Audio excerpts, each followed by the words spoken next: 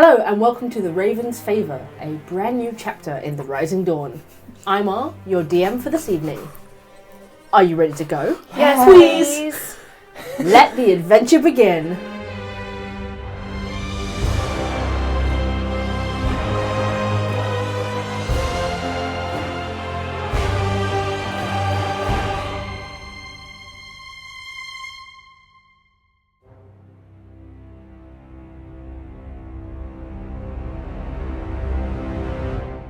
We catch up with the Dawnbringers after a turbulent adventure in Ferguson at the behest of Sylvette Marion, a woman wronged by Cassian in the past, after he destroyed her marriage and reputation. After kidnapping him and marking his neck with an arcane tattoo to keep track of him, Sylvette sent the party on a quest to overthrow a smuggler's fortress in her honour and earn her the title of Lake Lord in the town after the current one had fallen into a coma. The journey to do so led them through many twists and turns, from unexpectedly meeting Astra's nephew, to finding the fortress overrun with undead plants, making a contact out of a member of the Gorgon organisation, and realising the Lake Lord von Kyberg was already long dead. Organisation. Yeah, so. But the Dawnbringers prevailed in uncovering the truth, and eventually selected Sylvette and von Kyberg's advisor Landenberg as the new lords of Ferguson. Although not before Sylvette's ex-wife Melissa attempted an assassination that nearly sent Cassian to an early grave. However, on their last night in town, after each beseeching their deities for advice, Astra, Sariel and Vanden all dreamt of strange signs of the coming blood moon, Vanden waking up from sleep with a simple, urgent instruction. They had to leave, now.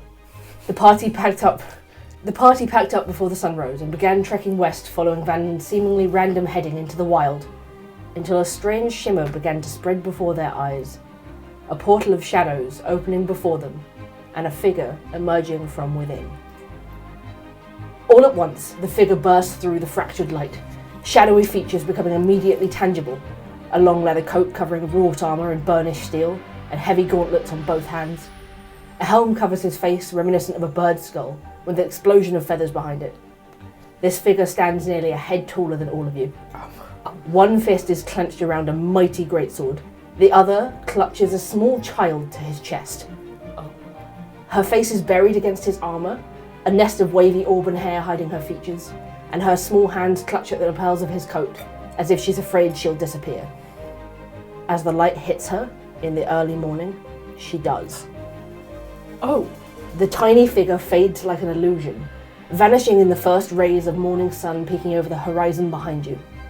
The only thing left cradled in the man's arm is a rough black shard of gemstone with glowing lines of deep purple running through it, lighting up like odd symbols. He looks down at it, but doesn't stop as he stumbles forwards. Behind him comes a hail of what you first think must be snow, a flurry of pale flakes erupting from the portal, as though hit by a sudden blizzard. But as it rains down onto the surrounding land, the air gets dry and hot, revealing the blizzard for what it is, a tempest of burning ash that settles across the darkened landscape like a blanket. The figure comes to a stop at the sight of the four of you, the twitch of his head the only sign that he's actually looking at you from behind his helmet. He turns to face the portal, moves backwards away from it, raising his blade. From behind the helm, a gruff voice calls out a simple instruction. Run, or prepare to fight. Silence falls, broken only by the heaving of the man's breath. And then, soundlessly, shadows creep out of the portal, racing across the ashen ground like dark veins of fog all around you, before coalescing into ghostly echoes of human forms. Two glowing red lights shine out of each of their faces like eyes. Lumbering out of the anomaly behind them comes a sight that sickens you deep to your gut. A strange, twisted humanoid shape, hunched and deathly grey and wrapped in oily rags. More sickening still is its face, an inhuman visage of madness and horror with empty, milky white eyes sunken into its skull, and a gaping, toothless mouth that hangs unhinged from its bulbous head. Its hands and bare feet look charred and are tipped with long, sharp, charcoal black claws. As the light continues to rise, the portal begins to flicker out of existence. I would like you to roll initiative. Oh, okay. God! Can I... Sorry, I didn't get a chance to say when he said prepare, can I cast Armor of Agathis? Of course. Thank you.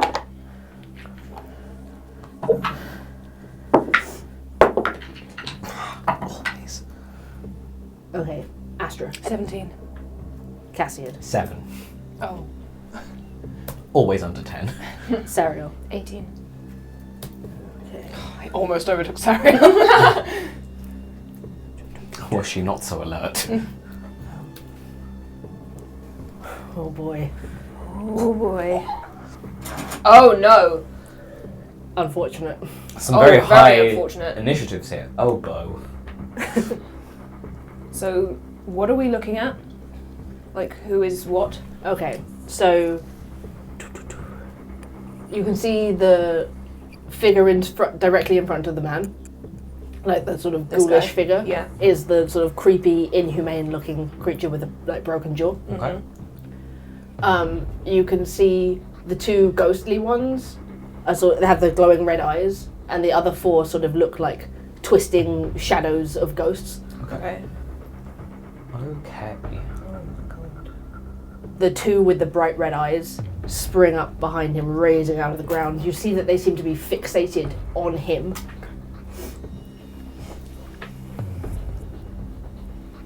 The first one moves directly up to him. And you can see that it swings out one ghostly claw towards his back to rake across it.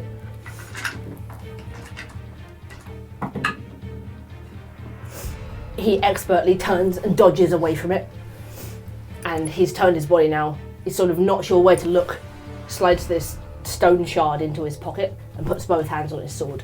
The other one's going to move up to flank him Oh no. and try the same thing, swiping forwards with his ghostly claw. You're really in it now, random man. Oof. You see it rakes across the back of his armor this time, but it doesn't seem to do any damage. Okay. Chill. You see that he's wearing like this thick leather jacket with like heavy metal armor underneath it. He's well defended. Of the 4 green ghostly figures, the 2 at the back are going to move towards him, the other 2 are going to start moving towards you. Oh no. They have 50 foot of movement. Oh, no, God, no. so they can Who are get... they Where are going they for? going for? One will go straight for Sariel and one will go straight for Astra on the outside. What was that? Astra, can be on a square, please? There we go. You can't contain this. Okay. It's just because Vanden's wings take up so much space. Somebody is hogging the battlefield again. Right. On Sariel, one of them just leeches forward and tries to wrap its ghostly form around you. Hug. You are able to sort of shrug it off and move past it. The same to Astra. This one hits for a dirty 20. Yeah, oh, I'd say so. You're going to take 10 points of necrotic damage. Okay. And can you make me a constitution saving throw? I certainly try, Bob. No. Oh yeah, it's a dirty 20. Dirty 20. Okay. You feel it trying to like sap the life force out of your body as it wraps its face around yours, tries to drain away your energy. Okay, Ooh. a hellish rebuke. Yeah, you can do that. That needs to make a dex save. Dex 15 now. Nice. Dex 15. So it like engulfs into me and I just point at it like, ah! You point forwards, and after speaking with your deity last night, you feel like an extra surge of power coming out of you. That is a 15, but it'll still take half. 9, 10, 11, 14. Yes, I rolled the wrong one, so. I rolled D100s instead of D10s and now I'm so confused. 14? Yeah. 14. 15. 15. 15. So half. Still 7. Halves to 7, and then you feel like it still doesn't even do that much damage. Oh shit, okay. What was that you just cast, sorry? Fire, hellish Oof. rebuke. Oh no. You stay back away from me. The other 2 are just going to attempt the same on this stranger. Oh, you're so flanked right now. Yeah. Buddy. He manages to deflect one of them off. You can see that he's swinging this sword around him desperately to keep him away from him.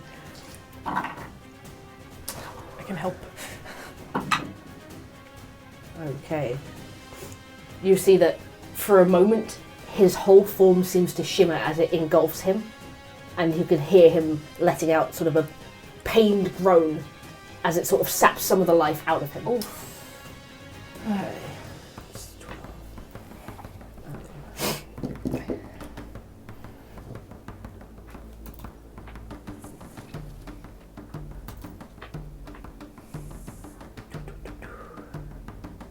Finally, this lumbering, misshapen creature makes its way straight up to this man. Oh, God! buddy!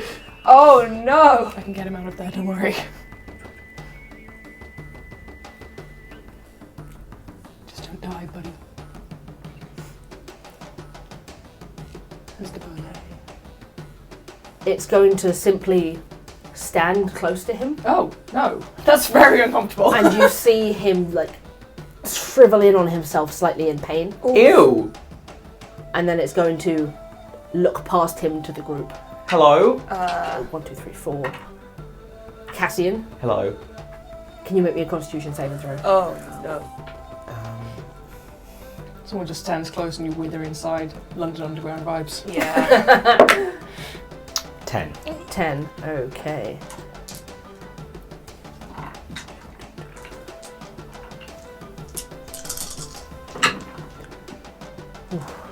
You're going to take 22 points of necrotic damage Ooh. as you catch sight of its eyes and just feel your body like curling in, all of your organs aching. Well, there goes my armour of Agathis. We shut it up. Yeah, I guess like it was temporary hit points up. Sariel, it's your turn. Okay. She is going to... She's going to cast Word of Radiance against this one that's next to her. Nice. Can Is it that a make... disadvantage at close range or not? It's within 5 feet. Okay, great. Yeah, Word of Radiance comes yeah. out from you. You'll need to shuffle around to not get me in that. That's fine. Yeah, Yeah. Just and have a clench shuffle. shuffle there. Yep. It's No each problem. creature of your choice, so it wouldn't hit you. Oh, I thought it was just each creature. Oh, so you don't have to move if you don't want to. It's fine. Yeah, can it make a Constitution saving throw, please? Okay.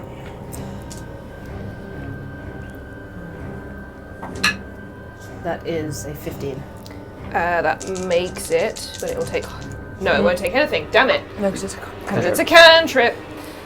Okay, Fine. are you doing anything else? Yes, I am going to Misty Step here Okay. to flank this guy and try and help our new friend out. Hopefully our new friend. You are ending your turn there. Yep. You take 5 points of necrotic damage. Oh no! Okay. Astra. I have a feeling you were meant to be here, as ever. And I will cast Bardic Inspiration on Cassian, Sariel, and the new person. So you all get 8 temporary... Oh, no, wait. Yes, Mantle of Inspiration, sorry. So you all get 8 temporary hit points, and you can immediately use reaction to move without opportunity attacks against you. Okay. Which means, Cassian, you can go into the fray if you'd like. Yeah. But that means that Where's Sariel can move out of the way and the guy can move out of the way. Yeah. Okay. I will decide where to go once the guy has moved. The man will put himself here. He doesn't want to get too far away. I will run up next to him. Like, as far as I can get next to him with 30 feet of movement. Yep, 30 feet right next to him. Seems like you're in deep trouble, stranger. Should I move? Should I move? Should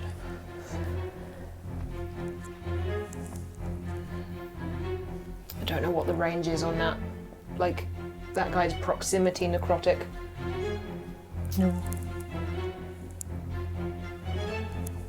Behind Okay. the horrible thing. Astra, are you doing anything else? Yes, I would like to, as he's strumming his lute, giving the inspiration to those 3, it will start sounding like there's several lutes playing, and then he'll separate out into 4 Astras. Nice! Nice. Astra and the Astras. Yeah. As I cast Mirror Image on myself. Perfect. Do you want some? Are you concentrating on that? Yes, that is a concentration spell. Okay. But they know how, like, disadvantaged to hit me. Is it? Yeah, No, it it is. isn't. It's to roll to see if it hits you. Or Yeah, it doesn't hit, it isn't concentration. Oh, it's not Oh, it's concentration at all. Okay, great. Okay, that's the end of your turn. Yes. Vanden's turn.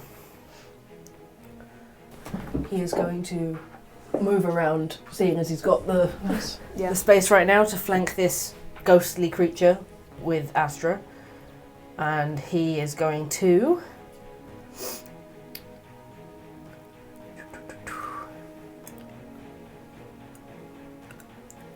What's he ever going to do? Cast Hunter's Mark. Nice. Onto the creature. Which one? Oh, the one that you guys are on. The one he's flanking, yeah. Hunter's mark. Are you concentrating on that? That is a I concentration. am indeed. And then he's going to take 2 swings at it with his longsword at advantage. Ooh, a crit! Nice! Hey! Get it down, buddy. Double that d6 as well. Okay. Well, that's an 8, not a 10. Do you get damage for having your wings out? I'm saying no because he's had them out the whole walk here. Right, okay. Okay. Okay, his first attack carves into the spirit, the magic of his magical longsword, landing the full strength of the blow. He's going to take a second swing. Nice. Get him. That still hits. Nice. Nice. It goes down. Nice. Tight. With that, he has... So that was 5, 10, 15, 20. He's just going to start moving towards the next one. Okay. Cassian, it's your turn. Okay. Cassian's just going to move a little bit out to this way. As his bonus action, he is going to cast a Spirit Shroud of radiant damage because these things look crappy and he's just taken necrotic damage. And then for his action, he's going to shoot 2 of his Eldritch Blasts at the spooky one just in front of him. Okie dokie. One's a natural 19 for a 26. The other one only comes up to 16. They both hit. No, not 16. 14. They both hit still. Okay. Nice. Wishful thinking maths there. Oh no. That's only 10 points of force damage. It does the full amount of damage. Nice. Okay. You notice the eldritch sort of light rattling through this thing, lighting it up, showing it as the incorporeal shape that it is for a second. Is that the end of your turn? Yes. You take 5 points of necrotic damage. Oh, that's quite the range. Ruh-roh. Ruh-roh indeed. Okay. Finally, this stranger in full armour and a helmet. Okay.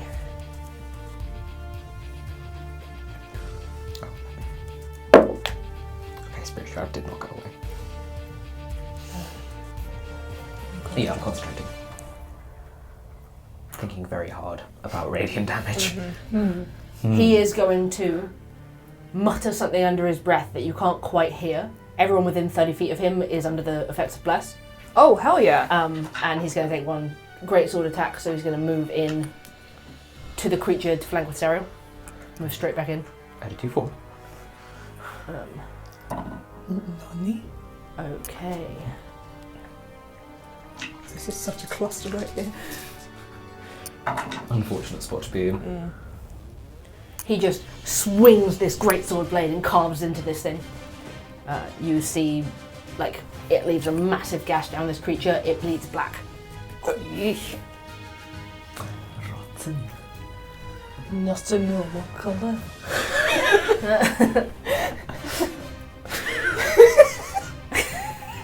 Oh, so feral! Why this? Okay. Back to the top of the round. Oof. He's still flanked by these creatures. He is in such a bad spot. Dude, I... Like, trying to attract their attention by firing magic at them. This guy just waltzes back in. Give him the opportunity to leave without an opportunity attack. Wanders back in. Astra's just like, what am I here for? Am I a joke to you? Right. The one on that side of him, close to the rock, is Yeah. going to take a advantage swipe with its claw again. Sweet buddy. That is going to hit him. Oh, Christ. When you look at your own monsters and how much damage they do. Oh, no. Jesus. Could you put weaker monsters in the next time? Okay, and then he must make a Constitution save. I'll just go for less. You see again, he lets out that as he sort of shivers under the effects of whatever this pain is he's being put through. Yike, yike, yike. My dude. The other one Dude. is going to turn for Cassian, Good. having just been struck with Eldritch Blast. Come here. He will get an opportunity attack, Yep. Monsters. which is going to hit. Good. Get it.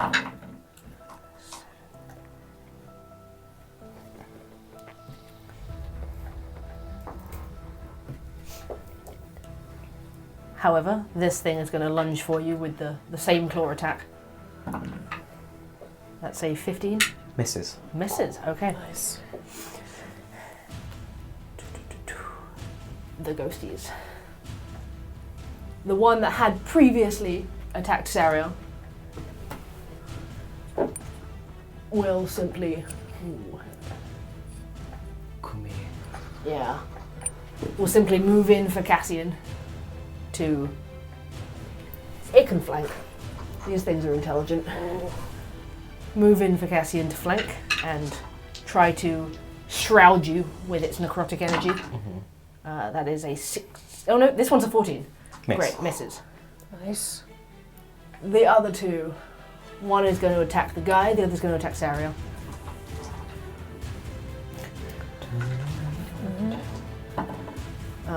Misses on the guy. On Sariel, that's a 21. That hits. Okay. You would take 7 points of necrotic damage. However, being within 20 foot of the armoured man, he's going to use his reaction to take it himself No! and protect you. Dude! He took an opportunity attack already at the other guy. Oh, you're right, he did. Okay, Sorry. never mind. You are going to take 7 points of necrotic damage. He was like, stop hurting our friend! If he is a friend. You don't even know who this guy is. Don't know who he is. He just brought a whole buttload of monsters Well, in here I with can him. see he's getting gang violence, so like, And Sariel's not about that. I'm not about that. Okay, and then the creature trapped between you. Oh no. Cassian. You are within the range of this. Can you make me a constitution saving throw? Once again. This is not its action. Oh, Add a d4. So 18. 18. Okay, you're fine. Okay. It's going to force the man to make a constitution save as well. He makes it, but he'll take half damage. You can tell at this close range now, Sariel, these things are like locked onto him, like they have some sort of vendetta. Oh no, Okay. no, buddy. Okay. Sariel, it's your turn. okay. Like, I just want to try and get rid of as many of them as possible. Like, I know Mhm. there's the big guy to deal with, but she's gonna cast a 3rd level moonbeam at these two. Okay. Excellent. Swoop. Swoop. We absolutely love them. Truly.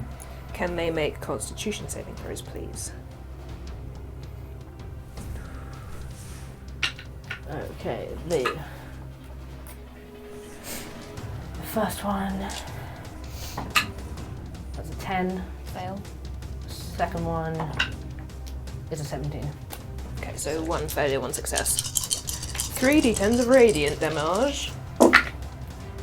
Ooh. 18 or Okay. 9 for the one who succeeded. Okay. As you expect, on creatures that look like this, it does the full weight of damage. Good. Tight. Is that the end of your turn? Yeah.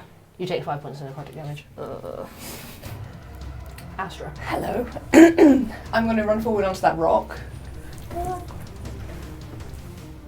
Yeah. Just there? Yep. So Astra and the Astras will just run forward and like leap onto this rock and cast in that whole area where he is with those people. Slow. And I can choose not to cast it on Sariel and the guy. Okay.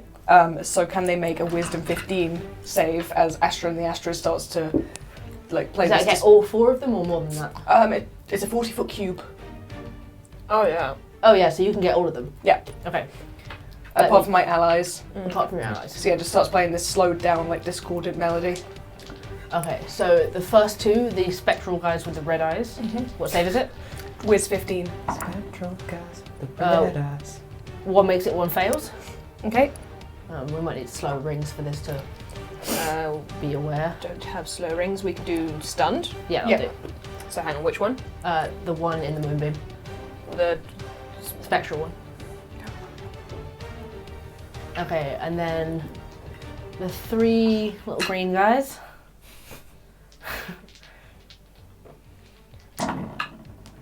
Those are all under 15. Oh, amazing. And then finally, the horrifying humanoid creature. The Bone Daddy. 5. nice. Okay. So they all start moving incredibly slowly with their movements. They take a -2 penalty to their AC and dexterity saving throws. They Nice. can't use reactions, and on their turn they can only use bonus action or an action, not both. Good to know. Good to know. Good going. So Astra is good. great. Nice. Are you doing anything else? That was very good. Oh, Then- when, if any, can they make another save? Let me double check. What are you slow? If the creature attempts to cast a spell with a casting time of 1 action, roll a d20. On an 11 or higher, the spell doesn't take effect until the creature's next turn, and the creature must use its action on that turn to complete the spell. If it can't, the spell is wasted. Creature affected by the spell makes another wisdom saving throw at the end of each of its turn. Each of his turns, okay. End of turn. And then, is anyone looking pretty rough, or? No. Doing okay. You can't really see on this stranger. His coat is looking pretty battered. Okay. Then I will, for him, I will again Mantle of Inspiration as I'm singing. He gets 8 temporary. Yeah, she's He's already lost his used hit it. points, yeah. So he'll get 8 more temporary hit Okay. points. And he can move his reaction if he wants to. Just trying to keep Sarah on that aura. Okay, Vanden's turn. He is now at very much range.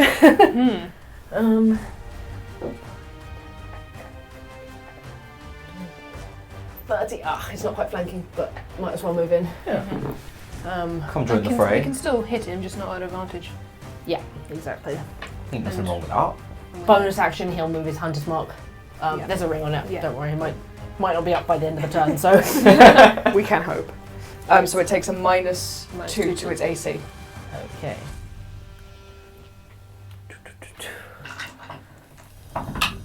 Nice. So he swings his first attack down at it with the sword. Nice. It goes down. Nice. Lovely. Tight. Oh, come here, please. He doesn't have any more movement, and he doesn't have any ranged things he can also do now. So that will be the end of his turn. You can Hunter's Mark move. He's just done it as a bonus Oh, action. okay. Can you javelin?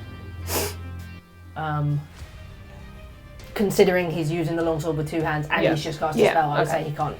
Okay. Okay, Cassian. Booming blade on his sword as he takes a swing with the spirit shroud still up. Nice. Oh, and I can add a d4, but it's going to be lots. Yeah, like over 20. Yeah, it's got an AC of 10 right now. Cool. So a d6 for the sword, a d8 of radiant, and a d8 of thunder. Nice. Oh no!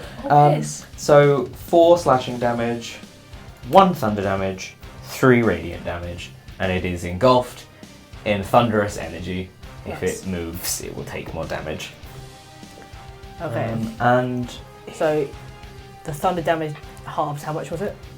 1. 1. So it's still 1. Okay, fine. It's still 1. And he is going to just shuffle around so that he's in closer melee range with more of them. Great. We're now flanking that guy as well. Yeah, we are. Nice. Great. Cool. You will take 5 points of necrotic damage ending your turn within the range of that creature. 5 points. Give, apply, and then make a con save. Yep. Okay. The dude. The dude. Go on, buddy. The armoured man in the bird hat.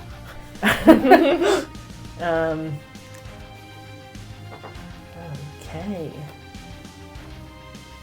you see that his greatsword lights up with radiant energy. That's great. And he's going to take another swing at this creature in front of him at Come advantage. on. Advantage. Come on, dude. That's a crit! Yes, bitch.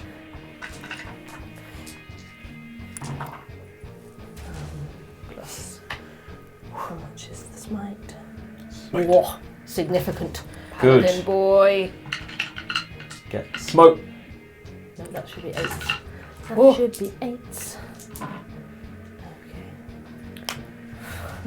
This is a fun thing to crit on.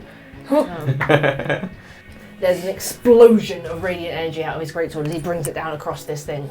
It just sort of screeches back at him with an unhuman noise. It's still up. Yippee-ki-yay, my dude.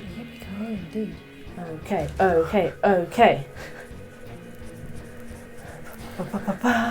Even though he brings his sword down and lets out this flash of radiant energy, he's still going to take 5 points of necrotic damage.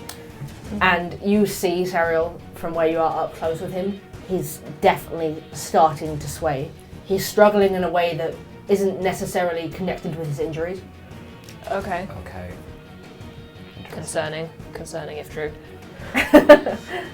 Back to the top of the round. The wraiths. One of them is slowed, the one in the moonbeam, but it can move out of the moonbeam. But it We'll also take takes moonbeam damage first. Yeah. Can it make a con save, please? Does it get minus to its saves? No, This one? just Just that's 17. That succeeds but half. 10, so half to 5. Okay. It will step out of the moonbeam behind the armoured man, Oh no, a flanky flank. and it can only take an action. Or a bonus action. It doesn't have any bonus actions. We'll do the same again. You see its spectral hands go to wrap around his shoulders. It's now flanking him as well. Is that a spell or an attack? It's an attack. Okay. They don't have any spells between them. Oh, nice. Okay. That was a crit. No. You and your crits today. Yeah. 17. 24, 48 points of damage. Oh god. He takes 48 points of necrotic damage. As you see, it basically engulfs him in its spectral body now. And he has to make a constitution saving throw. He makes it. Oh. Okay. Neat, dude. The other one isn't slowed. No. The other one's the only one that made it. It will turn on Cassian. No. And try and do the same. Hello. One huggies. And flank. Intelligent creatures will no. always flank. Oh, there's so much flanking going on right now. It's just a whole big crowd of flanking. Mm-hmm. That is a 22. Yeah, hits. They get huggies.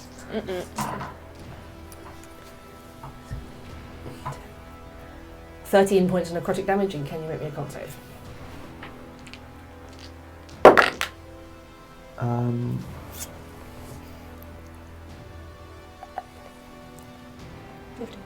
Yes.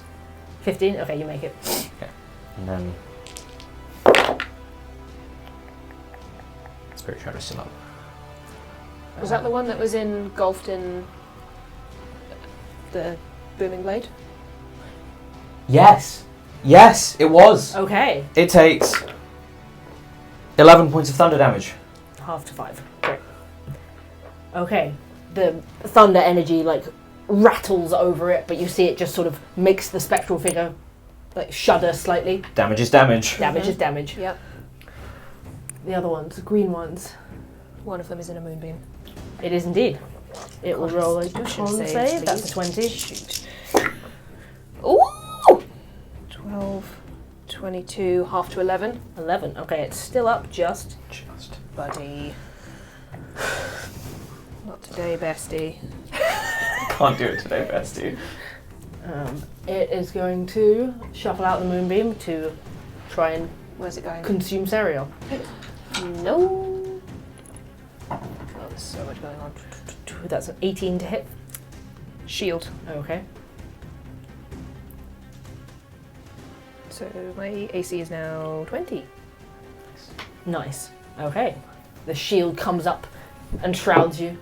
The figure in the helmet sort of turns to look at you in slight awe. The last one between Sariel and Cassian. Yep.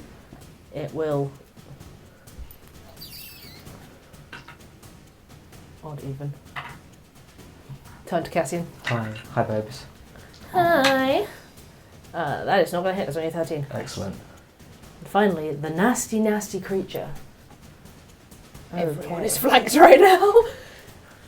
I'm not. I'm having a great time. Can everybody within 30 feet of it make a con save? Oh no. Fine.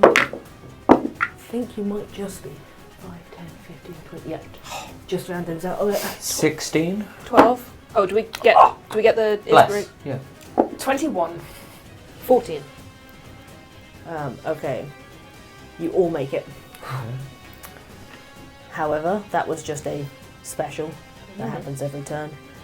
Happens every time. It will glance past at Astra within 60 feet of him. Can you make me another con save? Oh no. That's a crit, 22. Okay, it'll still take half damage. Okay. Can you tell which one's me? This is a save, so I don't Yeah, think it works that's with your fair. image. So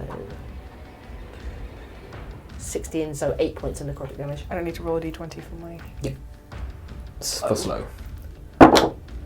15. Okay. 8, yeah? Yeah. Okay. Sariel, you are up. There's so much going on. Let me just see if it's an action or a bonus action to move Moonbeam. It's an action. Everyone's too spread out for that. She's going to, at advantage, try and primal savagery the big guy who's attacking Mr. Paladin.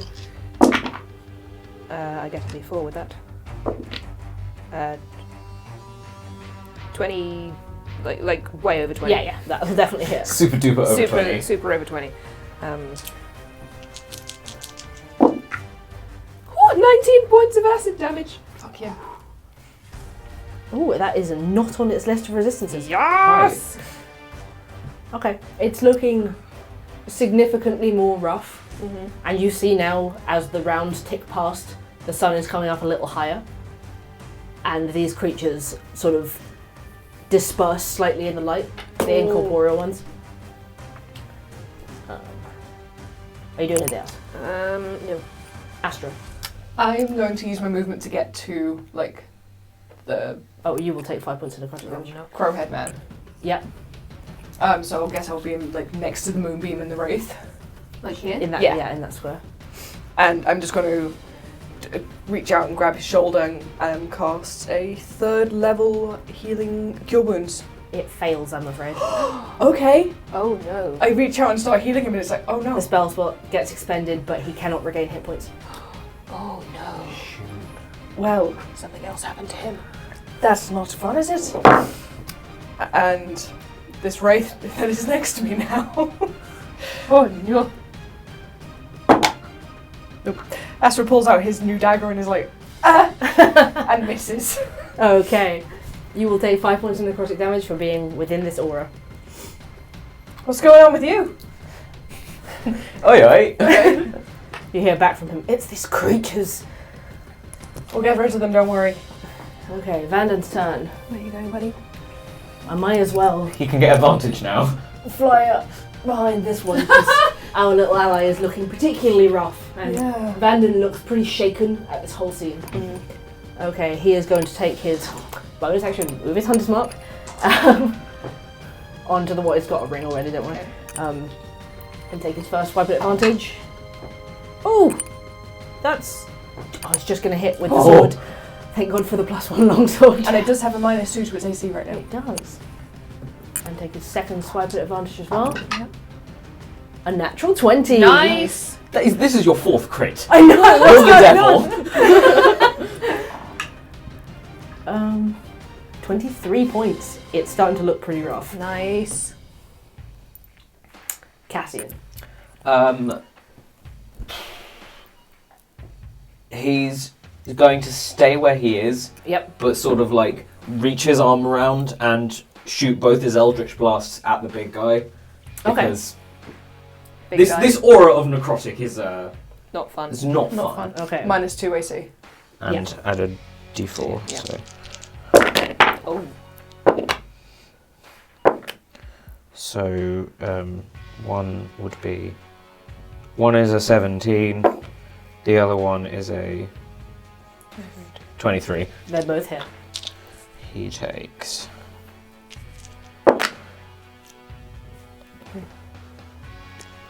21 points of force damage. The creature goes down. Yes! Good job.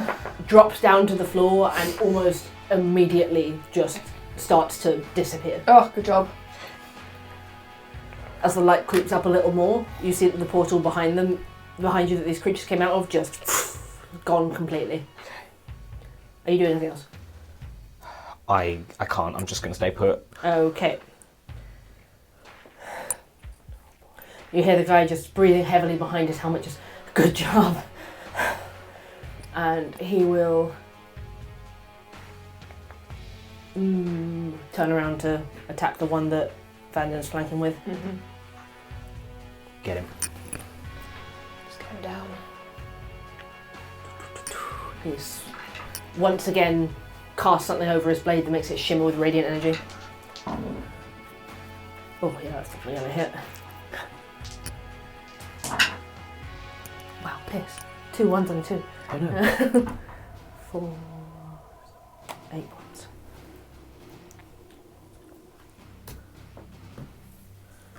Okay, he just slashes the greatsword through it again, and there's an explosion of radiant energy inside it. It's still just up. His breathing is laboured now, and we're back to the top of the round. This dude. These That damn wraith. ghosts. That wraith in front of him. What's it ever gonna do? It's gonna swipe its claws out. Engulf. Not an advantage. First one still hits.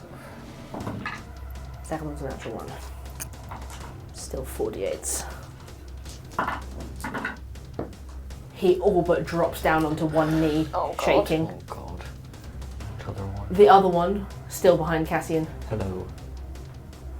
You can feel that apart from the fact that they're clearly sort of trying to get this armoured man down, there seems to be no rhyme or reason to who they're attacking, it's just whoever's closest. Okay. You were flanked.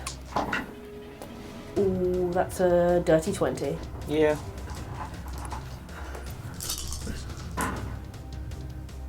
16, 21. 25 points of necrotic damage. Oh no, God. plus 3. 28 points of necrotic damage. Can you make me a con save?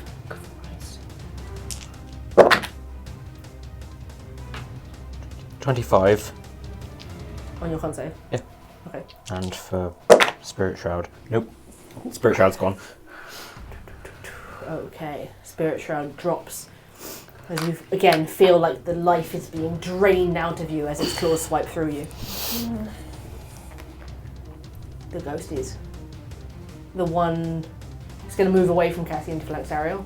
You'll get an opportunity to attack if you want it. No. Okay. It's going to try the same kind of attack again. That's a 16. The shield's still up? No. No, I'll take it. Okay.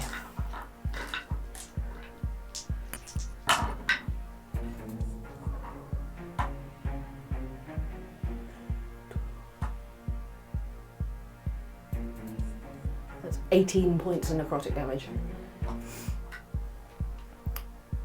And the other one will do the same. That's higher. For another 10 points of necrotic damage, and in fact, can you make me 2 con saves, because I should have been one with the first one. I'll get D4 with each of those. You do indeed. Add a D4. No, they're like under 10, both of them. Both of them, okay. In which case your hit points are reduced to where they are now. You Oh. cannot regain hit points. Oh God. Okay. Oh god! Does that mean... Was that part of their attack? Yes. Okay, do I need to do another con save for the moonbeam then? Yes. 2 con saves? It would be 2, yeah. For each bit of damage. With a d4. 17 and no. Moonbeam goes down as these 2 creatures surround Sariel and engulf her in their spectral forms. You feel the life just being sapped out of you into them. Okay. The other one's down. Sariel, it's your turn. Oh god. So they both currently have -2 to their AC? Yes. How rough are they looking? One of them has not yet been hit. Oh, good. The other one looks very, very rough. No, that would be very stupid of me. She will primal savagery the rough-looking one. Okay, that's the one on the moonbeam side where it dropped. It has a 10 AC right now. Yeah, that hits. 2d10s of acid damage. 14 points of acid damage. Okay, on these ones it halves, but it still goes down. Nice. Okay, great. Good job. No more flanking. No more flanking. Thank No you. more flanking. Okay. Bonk! No more flanking! Are you doing anything else? We'll bonus action wild shape into a saber-toothed tiger. Nice. Okay. It's the crack cat. Yeah. Crag cat, crag cat. Okay. Poor guy just like, I didn't know I did that. It's like he's facing away flanking the creature right now, so he just hears like a roar behind him and is like, what now? Okay, Astra, it's your turn. Okay. I'm going to hand on his shoulder, like grab him to start pulling him away, and I'm casting Bardic Inspiration, 8 temporary hit points, and he can use his movement without anyone like using their reaction to attack him. Okay, he'll take the temporary hit points. You're pulling him away. Pulling him away where? Out of the fight, so like a little bit further back. Yeah, I can only use 15 movement Yeah. with him. So I just think you should probably get out of there, mister. He does let you pull him, basically because he can barely stand on his own. He's swaying on his feet. You feel the weight of his armour in your hands as you pull him away. So I will stand in front of him so that nothing can like grab him. So that was my bonus action, and then So, Astra, you can stay on that side. yeah, and then -2 to his AC, lifting up the burning hands dagger. The dagger, just going to point it at the creature and cast Guiding Bolt Okay. towards the one in between, or the one that Vanden's next to. Yeah. Told you it still wouldn't hit! That's +6, 9. 9. Still doesn't quite hit, I'm afraid. God damn it! I told you! I'm ever allowed to use it! It's only got an AC of 11 right now, but... Okay. Astra just swears loudly and like off to the side.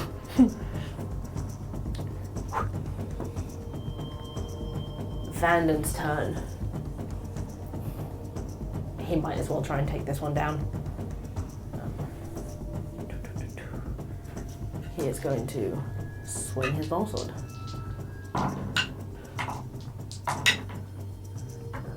12, 16 points of damage. Nice. It goes down. Yes! Yosh. And then he'll use his movement to go and flank that one. Nice. And take his second swing, move the hunt mark, bonus action. Second one with advantage. That's going to hit. 9, 13 points of damage. That one still looks pretty tough. Okay. Cassian. He is going to start running towards the rock. Okay. Yeah, like maybe 20 feet or so. That one's not slowed and can take reactions, right? Yep. Like that. Okay. Yeah. Cassian and Astra, gotta be on the rock. 19 to hit. I'm going to use my reaction, Entropic Ward, to impose disadvantage. Okay. Ooh, nice. Natural 1. Woohoo! Okay, so he misses me, and my next attack against him has advantage. Nice. Nice. Amazing. Cassian just looks at it really, really sharp, and there's sort of like this flash of psychic energy as it just can't quite hit. Nice. And he is going to send one Eldritch Blast at that one, seeing he's got advantage on it, and one Eldritch Blast at the one that's by Sariel. Okay. So the one he's got advantage on, add a d4. They both rolled 15s. Nice. Both Like 26. Yeah. And the one that's on Sariel is a 15. Yeah. Okay. So for the one next to Vanden, 7 points of force damage, Okay. 6 points of force damage. I can't do maths. That's fine. And the other one, 7 points of force damage. Okay. Okay, nice. Yep, they both take the force damage. You see this crackle of eldritch energy sort of engulf them for a second. They both look pretty tough still. Oh, I could have added a d4 to my gun bolt roll. Oh well. You could have done. I forgot. Okay, the guy. The guy. Hey, stay in my range.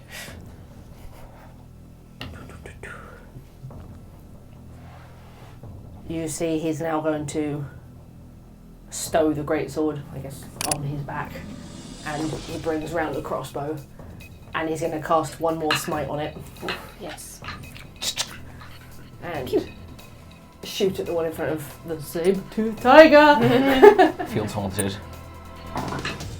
But it goes wide. He can barely even lift the crossbow at this point.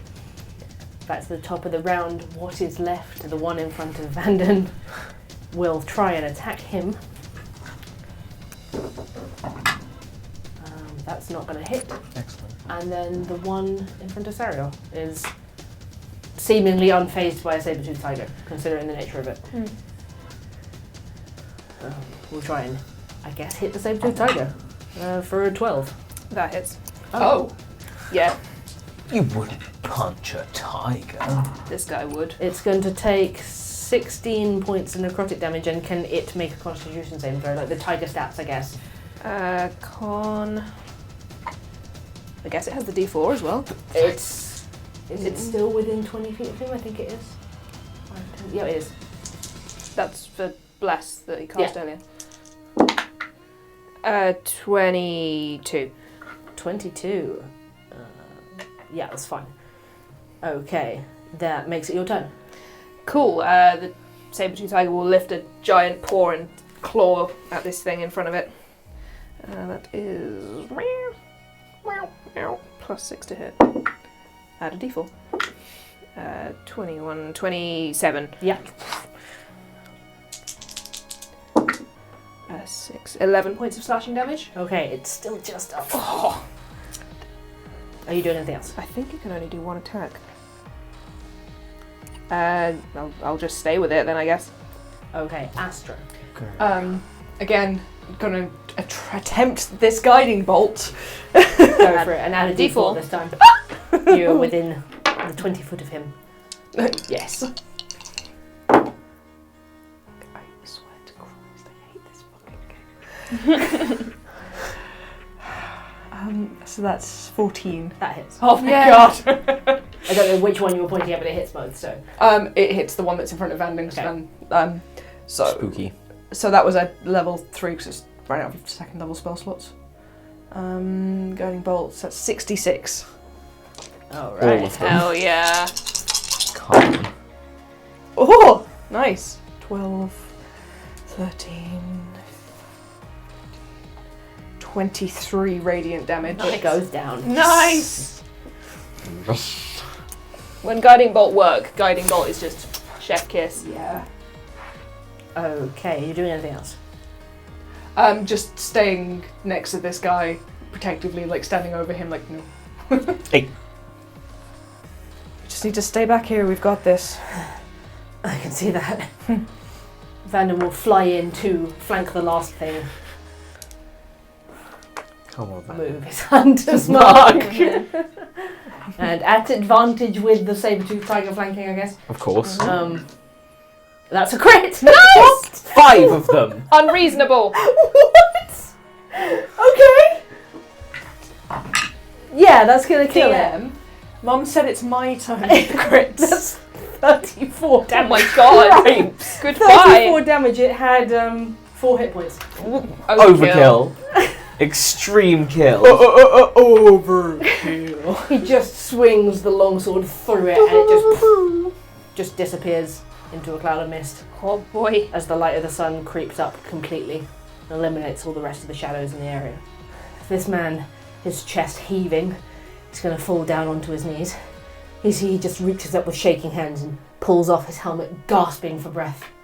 Grey hair falls about his aging face, specks of white through his stubble beard and one side of his face heavily scarred. He desperately scrambles to pull off his gauntlets and tosses them carelessly, noisily aside. On his lined face and all up his arms you can see dozens and dozens of old scars from what must be decades of battle. His hands tremble as he leans forward on them to support himself, and he reaches into his pocket and pulls out this black glowing stone and then just drops it onto the floor in front of him. As you get closer to him, you start to notice that his skin now looks as if it's withering, naturally, but faster than can possibly be natural. Whoa. It takes a moment to realise it, but it's doing so right in front of your eyes, grey and sinking around his muscles, until it looks so tight it might suffocate him. Kneeling down in front of him, as I was already there, just... What's happening? What's going on? Sorry to drag you into this. It was too late now. This is the end of the line for me. What about the child? You see, Vanden comes forward and he just lets his wings droop behind him. He looks down at this man, he's like, I saw you. I saw you in my dream. And then he'll kneel down beside you. And the man's just coughing up. Sounds like his lungs are withering just as fast as his skin. There's no stopping what's happening to me now. Not now that I'm out of the fell. Then use your last breaths to explain to us what's happening. Picks up the stone and he holds it up. This would have been worth it as long as Mercy's okay. What? My name is Peter Fulgrim. I hate to put this on strangers, but I'm running out of time. I would like to get to know you first. This is a soul shard. And contains the soul of a girl named Mercy. And she must be protected at all costs. She must be taken to Sable. I need you to find Bishop.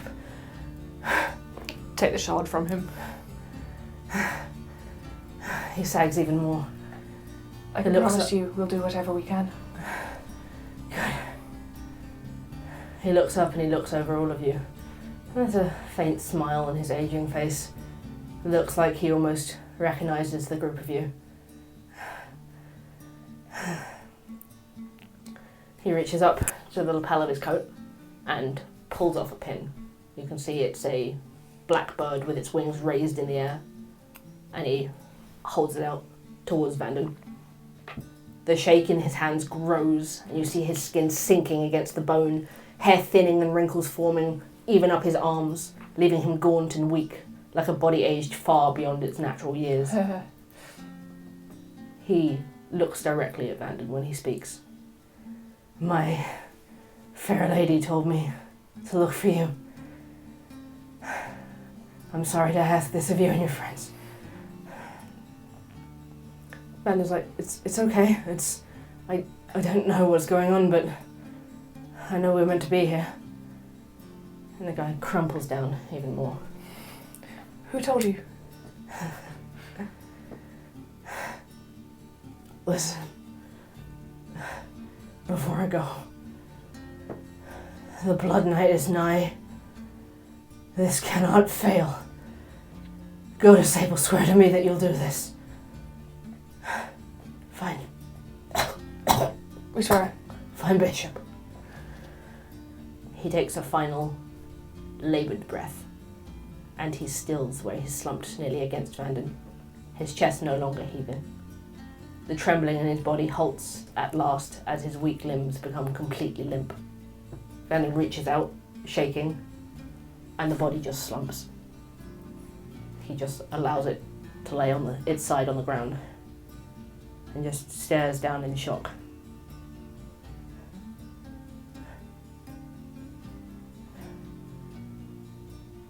I guess we need to find Sable.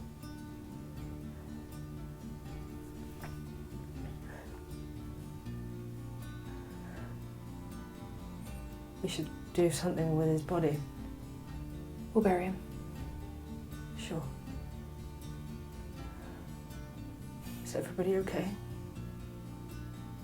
Sariel turns back into herself. Now that the thing is dead, do I still have the hit points thing? Yes. She looks awful. Are you okay? Vanden walks up to you and he tries to channel his divine healing magic into you and nothing happens.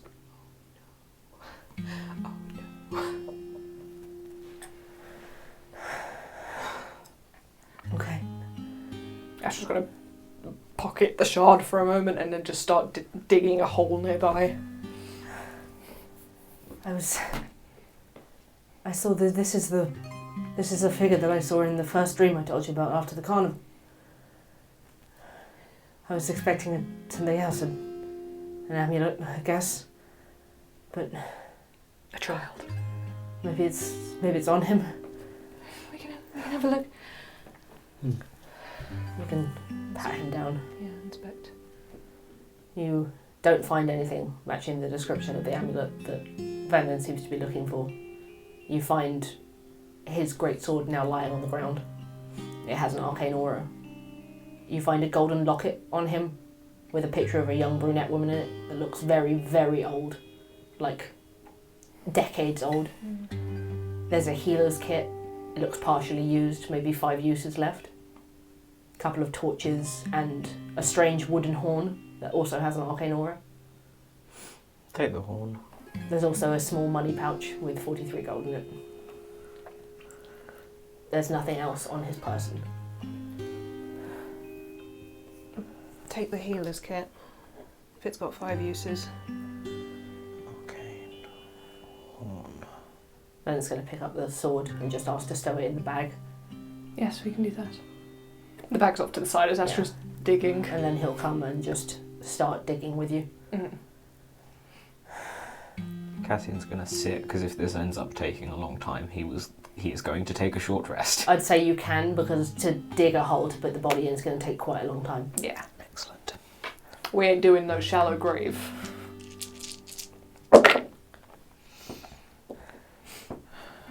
Astra's just quiet as they dig. Vanden is just as silent as you dig. He's wide-eyed the whole time, deep in thought. And the sun rises fully as the two of you dig a deep hole in the ground to lay him in. The 4 of you, lower Peter's body down into this grave.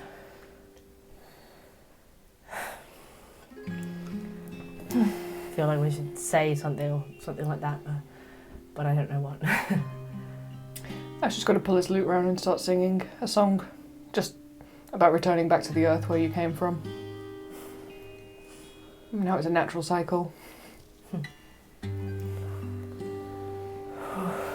Thank you, Astra. Mentioned a most fair lady. He did. He gave you something. Vanden pulls out the pin again. And just holds it out. You see now it's a blackbird, the tail at the bottom and the head at the top, with its wings raised. Does that mean anything to any of us? Well, he looks at it and then at you. What do you know about the Raven Queen? What do I know about the Raven Queen? You can make a religion check if you think you would know something. Nah. 25. 25, okay. Bird Queen? No, the Raven Queen. Yes. Sariel, you would know. The Raven Queen is the goddess of death. It's said that she was once an elf queen whose people loved her more than they loved the gods. Her true name has been long since lost to time, but fragments of her history have been pieced together, suggesting she stepped up to attempt to come between Corellon and Lolth when the gods were locked in conflict, imploring her people to raise her to godhood and give her the strength to stop them. She rules from the domain of the Shadowfell, the plane of shadow, and it's said that she sits in a fortress full of all the memories in the world. The Raven Queen, she's the goddess of death. And I suppose that must be where he came from, the Shadowfell. That's her domain. He did say the fell. To welcome death in all its forms. Oh, wasn't expecting it like this. Destiny has a funny way of catching up with the four of us, it seems. I don't know that much about her. I know that she is believed to watch over souls as they pass through the fell towards their final resting places in the afterlife. I suppose he's with her now. You'll be well looked after. Sarah will sort of look down at the grave and kind of outwardly implore. Fair Raven Queen, keep him safe as he passes from this life to the next. I know you will, but he fought hard in your name. As you finish speaking, the cry of a bird comes from behind you, and you turn to see a raven sitting on the nearest outcropping of rock. It takes off and flies northwards.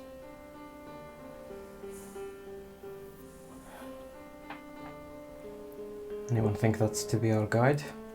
Maybe. Does anybody know where this sable is? I've never heard of it. Me neither. Hang on. And Vanden will get out his map of Caldera and spread it out on the ground and sort of pour over it. There's not a sable that I can see. There's a sable wharf on the other side of the chaste. I mean, that's probably the best lead we have for now. We might as well head that way. How far is it? With less than a day's travel. Okay. If we use one of those ships. Okay. We left the Lyra boat back in. Well, we can get it back. It just might scare a few townspeople. I did get the bottle from the inside of it, so... Maybe wait till night time. Oh, sure. To perhaps try not to traumatise the people of Fergus. I'll give them something to talk about. Who has mercy? The stone. Oh, me. Pull it out. It's about 6 inches long. Sort of black shard of gemstone that looks like it's been smashed off something with these thin veins of purple through it, which continue to throb. You all saw a child as well, right? Yes. Okay, that's good. That's good to know. There's the question, I wonder. The creatures that were pursuing him, were they after him or were they after that? I don't know. What I'm saying is it might matter if they're able to come over to this side. We should keep our wits about us. And dreams, you all had dreams, yes? Yes. Yes. Yes. If you're comfortable with it, when we have a moment's peace later on, I'd like to go through all of them. For now, let's cover the grave and get moving. That's what I mean. Everyone can sort of put in the effort together to hoist the dirt back into the grave and fill it. Feels weird not to leave a grave marker, but there's not much that you could place there. Doesn't feel that way for Astra to not leave a grave marker. And then you can start making your way back towards the road from where you came. The walk takes less than an hour to get to the southern shore of the Chaste. Not all the way back to Fergus, but somewhere down the coastline. And you can get out one of the other 2 boats that you took from the fortress, and to the same effect, smash the bottle and create yet another schooner in the water. Does anyone find this kind of strange? Which bit? Just the constant boats. Constant boats. The boats coming out of a bottle, or the man coming out of a portal with a child shard. Okay, let's set a course for Sable Wharf. The 4 of you get onto the boat, and now quite practiced at this, hoist the sails, and set a course across the water. As you do, you have a chunk of time as you sail across the water towards Sable Wharf to do whatever you want to do. I understand that Cassian wants to hear about dreams. Cassian would like to hear about everyone's dreams. He gets out his notebook where he goes past the fucking outfit pages and would like to start taking notes on everybody's dreams. Okay. Whatever they're willing to give up. I don't see any reason not to talk about it. I was in a dark place. Somewhere that never sees the light of the sun. And there was a throne there with black iron. I saw a feather burning, a sky full of golden planets. And then I was being chased through that place again. Sable, perhaps. Wasn't wanted there, maybe even feared. And ousted again from a house of worship. And then finally I saw a woman in a long black dress that trailed behind her, like a wedding gown. Elegant black gloves, hair fading from white to black and intricately braided, expression harsh, skin ghostly, nearly silver. She said that she would guide me and that I had to move. And then when I woke up I could feel something guiding me forwards all the way to the spot where the portal opened. Mm-hmm. Maybe you saw her. The Raven Queen. That's what I'm thinking. Sariel? Yours? Sasha is trying to remember it. You can recount how at the start of the dream you were Sayanine Moonweaver in a story that was familiar to you, being hunted on a blood moon, running through a moonlit field, surrounded by huge shards of sundered places floating in the air. And then you were struck with 2 arrows, and the next thing you knew you were in a lake of blood, in something unfamiliar to the story, with hundreds of pale hands grabbing at you from the depths and pulling you under. And then, don't know whether you'll recount this or not, but you came up onto the shore and you saw only Cassian and Astra ahead of you. She will, for the moment, leave that bit out. Mm-hmm. Okay. Astra. Well, I don't know mine's related. It was just a dream. Maybe. Okay. I'm just... Any signs that you've been given? Leah contacted me last night. She said that something strange was happening in the water. I told you something big was coming. But how far does it spread? And we need to keep a record of stuff like this so that we can piece together symbols, whatever strange fragments of information we've got. Sariel, you said it was the blood moon in your dream? Is that this coming moon? I think so. There's a story we used to tell back home.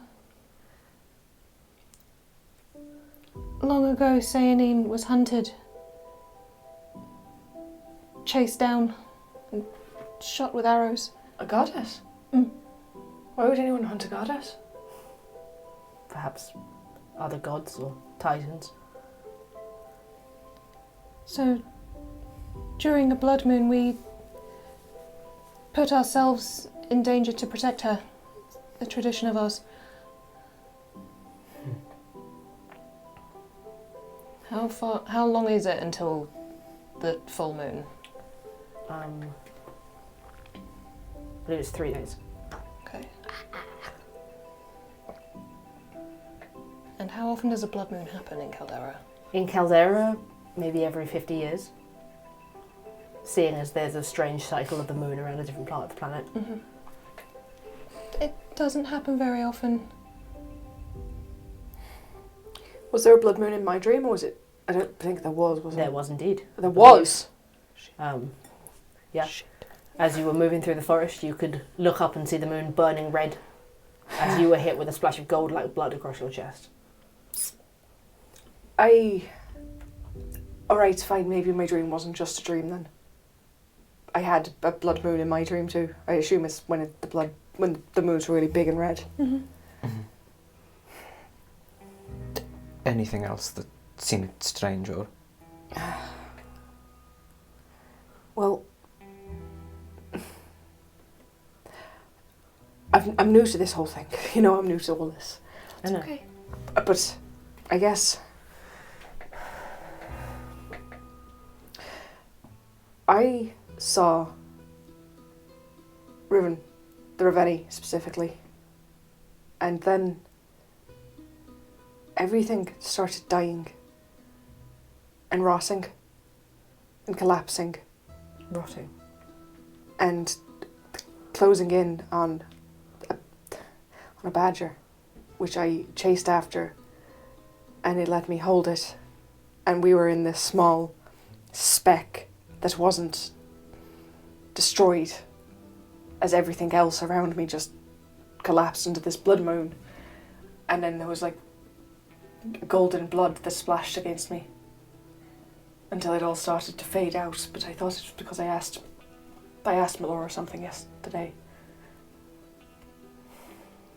If you don't mind sharing, what did you ask her? If I should go home or not. I think the answer's pretty obvious. How do Is, you, sorry. go on. How do you interpret what she told you?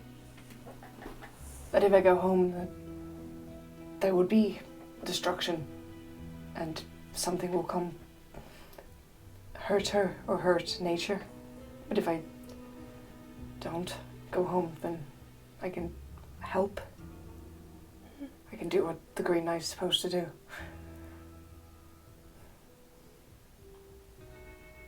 Maybe you still can go home, but just not yet. There's other things you have to do first. That's just my dream anyway. Thank you.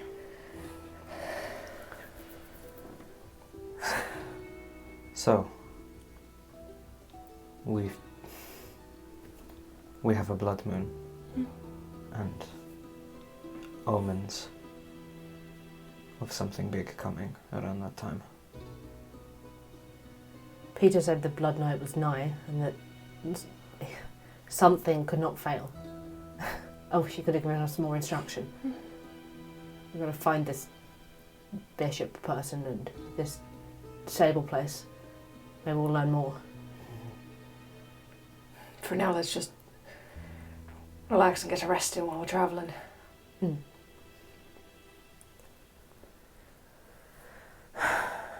Although I'm not sure I can relax given the signs. No.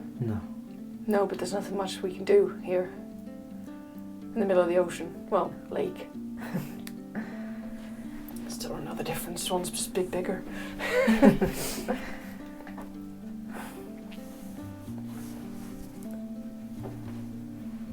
You feel the weight of this thought that something is coming in a couple of nights, weighing on you very heavily. Pepe's Sure. Sylvian notebook. Go down into the underneath of this boat and start stringing things up. And I know it's not going to do anything, it probably won't do anything, but Astra feels weird about just carrying this child shard. And he's just going to pull it out and just be like, "Hello, Mercy. My name's Verdant Astra. I don't know what's happening with you, but I hope you're okay. And I promise we'll look after you." Nothing changes in Nope. particular. I But didn't think there would be. Astra just chats, like, just absently to this child shard, because he's like, "Is child? A child. A child. No!" whilst you travel, you can identify the sword and the horn. Horn. The sword is simply a +1 greatsword. The horn, however, is a cavalry's call horn. Ooh. It's a sort of like an emergency item, which you can blow it once to cast Find Steed, and after that it breaks. Okay, that's not a thing that I can No. get here. Okay, cool. So basically, one use of summoning an emergency horse. Emergency horse. Nice. How many people will that horse carry? It's a horse. Just a horse. Yeah. Like 2 people. You max. can summon, find steed, you can summon the type of steed that you call, so you could summon if you want elephant. to an elk, a war horse, whatever you need at the time. An elephant. An elephant if you really wanted to, but it could carry 2 people, 3 at a push in an emergency. It's just a horse. Okay. Emergency steed horn. Having identified your emergency horse, you sail onwards. The weather over the chase today is grim. As the sun has come up fully now, you can see that there are grey clouds in the sky. As you sail across the lake, they only get darker and thicker. Sits close to weak Sariel. Hold her, support her. Are you alright, Sariel? Don't feel great. Do you want me to try and heal you? Vanden tried before and it didn't do anything, so don't waste your energy yet. It might be something that comes back. Maybe, but We're fine while we're here on the boat. If there's something you've got up your sleeve, maybe save it for emergencies. sure. Pretty safe out here. I'll just take it easy. She'll spend some time meditating and praying to Sainin to just try and establish what it is that is expected of her or wanted of her. Or just try and throw out, protective thoughts into the universe.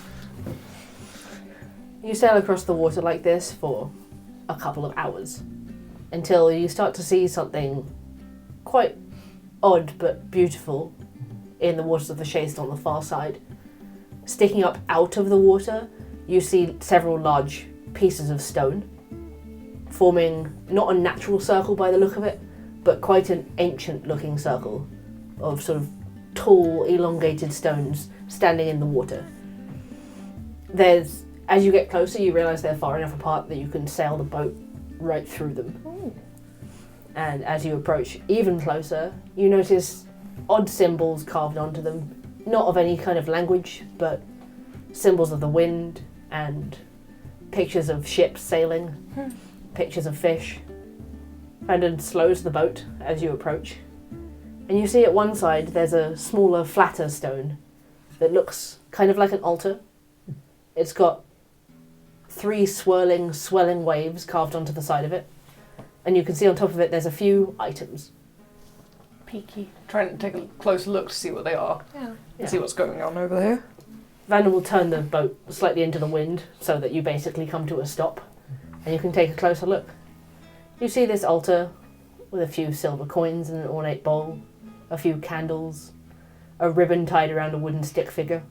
There's a bouquet of dried healing herbs and a healing potion sat on top. Vanden can point out, based on the 3 swelling waves on the side of it, this is an altar to Avandra. I knew it. I'm getting close. I'm getting better at learning all these things. Sarah will put a silver piece on it. Okay. So you do that for safe travel? Yes. Vanden will as well scatter a couple of silver coins, sort of lean right out over the boat and drop them into the bowl. Astra will too. Okay. Everyone, drop as many silver coins as you want to. Abstains. Also, whilst we're travelling, Astra's going to sit and just sort of focus on his cloak and summon Bramble back. Oh! Have missed my baby. As you sit down, you just concentrate, and then you feel something inside the sleeve, and Bramble comes poking out and Hello, I'm so sorry. nuzzles against your arm. You get the feeling there's no hard feelings here. Sort of quickly runs up your neck and buries himself in your hair. He lives there now. This thing is just Chino. Yes. Bramble is just Chino. Just kitten. Just Kitten. kitten. It's his baby. With wing. It's pink kitten. Okay, you drop off your couple of coins, those of you that do, and you move onwards. As we sail out of the circle again, anyone who dropped off coins gets an inspiration dice. Oh, yay! Oh, thanks, Avandra. Thanks, babe. You sail through to the afternoon. At this point, the clouds overhead have turned dark. Storm clouds, you're sure of it. They look heavy with rain, although none falls yet. Sailing directly across the lake takes you towards Sable Wharf. And as you approach, Vanden slows the boat again. Should we dock at the dock here or further up the... Further up so we can actually get this one back. Mm-hmm. Don't want to just keep leaving rogue boats everywhere. It's a bit of a strange calling I card. mean, we have the blueprints to make more. So what you're saying is you want to leave rogue boats as a calling card. We leave them all over the chase and then we just summon them all back at once. Now we're the boat bringers. Dawnbringers were here. No, let's go a bit further up. You can turn to head further up the coastline. This stretch of civilization that makes up Sable Wharf barely marks it until you're close enough to make out the branches of the individual trees crowding along the shore. You sail past and you see that the wharf consists of 3 docks extending out into the crystal clear water, only one of which has a large fishing vessel moored to it. At the far end of the dock you can see what must be maybe a harbour master's office, a small 2-storey clapboard building painted black with a grey tiled roof. The area looks entirely unremarkable, but there are lights on the inside as you sail past, and you can spot a small hanging sign that claims there to be beer and hot food available inside. The light is growing ever dimmer under the dark clouds of the threatening storm, and finally as you pull up along the shore about half a mile away, it begins to drizzle, dampening your clothes. You can climb out onto the shoreline back onto solid ground and pop the cork on the bottle, and the little ship disappears back into it. You have to admit it's pretty cool. I don't think I'm ever going to get tired of it. No. Pop it in my bag.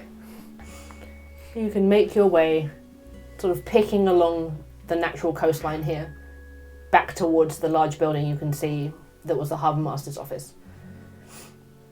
Beyond that, as you approach, you can see set back several paces from the water, a small number of wooden warehouses and a couple of very small and humble detached clapboard homes. Slim but tall with wide sash windows, all of which have curtains drawn. There's very little movement between the buildings, but you can hear the distant sound of heavy cargo being shifted around inside the warehouses. Further back still, a dirt path winds into the thick of the forest beyond it, alongside a river that disappears into the tree cover. Over the tops of the trees, you can see the ground rising into hills, and as you squint, you can make out something far, far in the distance that looks slightly unnatural sticking out of the trees. Is that a building? Could be, although it's miles away. Huge if we can see it from here. True. Say we've come to a path. Is there any sort of like signposts anywhere? Not that you can see at all. You've walked into the town, you suppose, the port of Sable Wharf, and you just see these couple of houses and this harbour master's office, a single fishing ship. Should we go see if the harbour master is in, ask for directions? Yes. Sounds good. You'd think that Sable Wharf led to Sable. You'd hope so. But better to check before we just Oh, no. go somewhere wrong. Oh no, for sure. Okay. Knock, knock. You knock on the door. You don't hear any response, but you notice that it rattles like it's unlocked, and you can open it and step inside. It's a Hello. fairly simple office. You see down one end it's not quite a bar, more like a section of shelves with bottles stacked on should anyone want beer, and a couple of doors that might lead to a home kitchen. Wait, is this a tavern?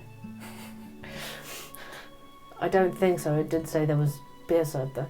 Huh. There's a desk at one end, unoccupied, and you step into warmth. There is a fire going. It feels nice after being out on the cold water. Well, someone's home. Hello? I sort of bang on the desk. You hear a rustle behind one of the doors. Prestidigitation, all the water out of my clothes and hair. And then after a few moments, as you prestidigitate, everybody to dry them off, one of the doors at the back opens. This figure that steps out doesn't look like he's the harbour master. You see a pale man with dark hair that reaches his chin at the front, tucked under a wide-brimmed black hat that completely shadows his face. He's dressed in a long black duster coat with gloves and a grey woolen cloak that wraps around his shoulders up over his bearded chin. Beneath the coat, which is open at the front, he wears a waistcoat with metal buckles and carries a black leather satchel at one side, with what looks to be a short wooden cane strapped to his other hip. Hanging off his belt, you can see several small, medical vials. His dark, narrow eyes catch sight of you and look over you with curious seriousness set on his handsome face, which is marred with age lines. Hi, son! You imagine they place him somewhere in his 30s. Age lines in your 30s, fuck you. I have age lines. Yeah, I cover know. with makeup. Same, but like, stop. Are you the harbour master? Certainly not. But I'm afraid he's indisposed at the moment. We're looking for directions to Sable. He squints a little bit. Why? Why not? Well, I can point you in the right direction, I suppose. Please. Is there something wrong about going to Sable? Not necessarily wrong, just not somewhere people tend to seek out. Why? Most people haven't heard about it. Right. Well, we are, so... Right. Well, he sort of crooks a finger to gesture you over. Yeah? Crooks a finger to gesture you over and points you towards an old map on the wall. Okay. And sort of traces your point of view up to the path, and you see a marker that says Sable. About how far off from where we are now? A few miles. Okay. It's a little bit beyond where it says it is on the map. This thing's a few hundred years old. Sure. If the harbour master is indisposed, what are you doing here? Who are you? His doctor. Right. He isn't particularly well right now, long-term heart failure, I'm afraid.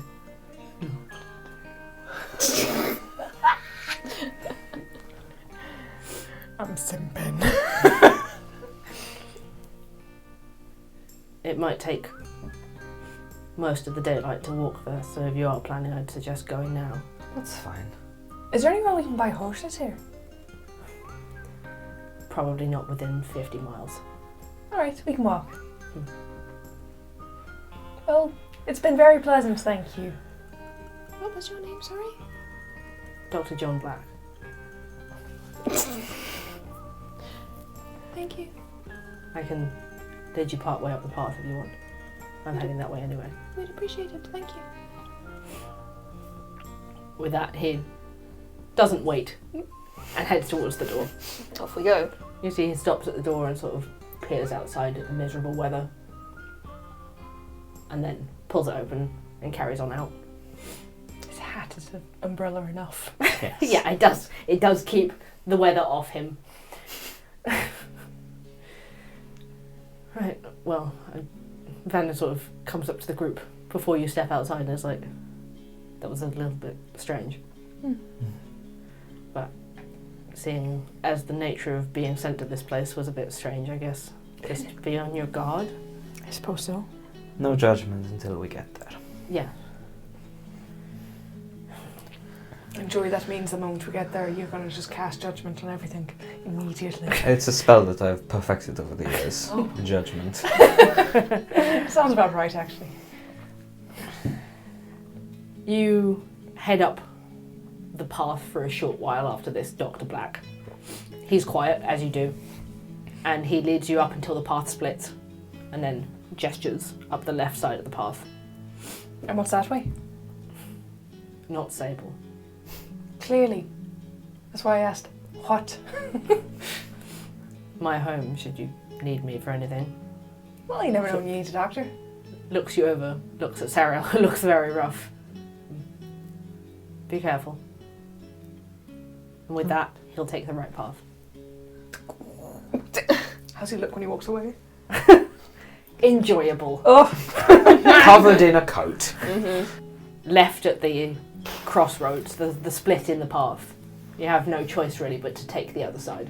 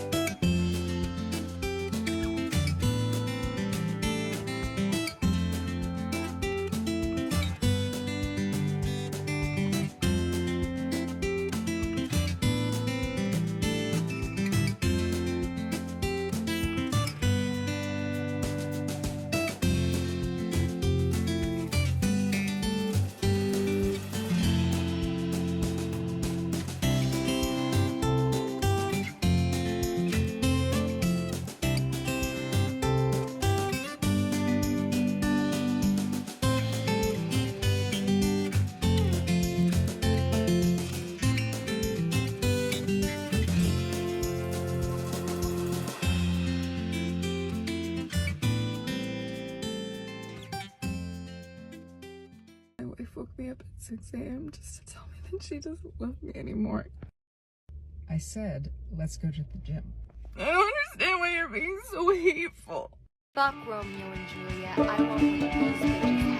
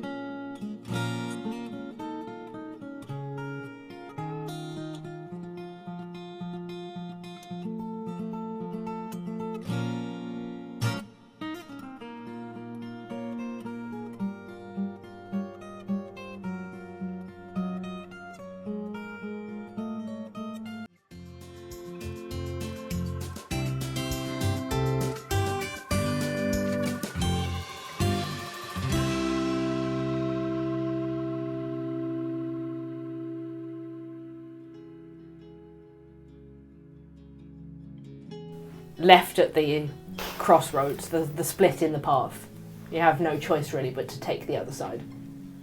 And you start making your way up this flat dirt track, which after about 30 paces disappears into a deep ravine in the overgrowth.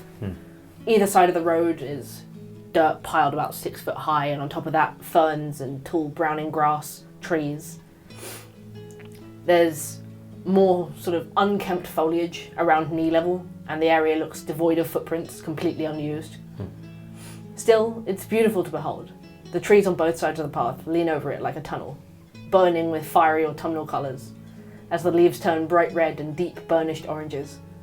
The trail winds and twists in different directions around natural obstacles, leaving you with an uncertain sense of which direction you're going in.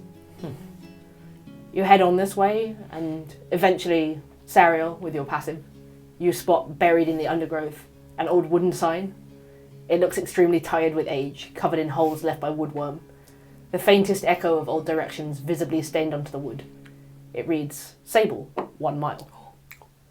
We're not far away now. Great. Good. This path's getting a bit treacherous. It's beautiful though, isn't it? It is nice. I love this time of year. We don't really get trees dropping leaves like this back in Mirrortail, so Really? No, they never really change the colours. it's too hot all year round, really. That's really sad. It's nice to see it. Oh, the Ravenna gets so beautiful at this time of year. I bet it does. Everything's just this beautiful golden colour.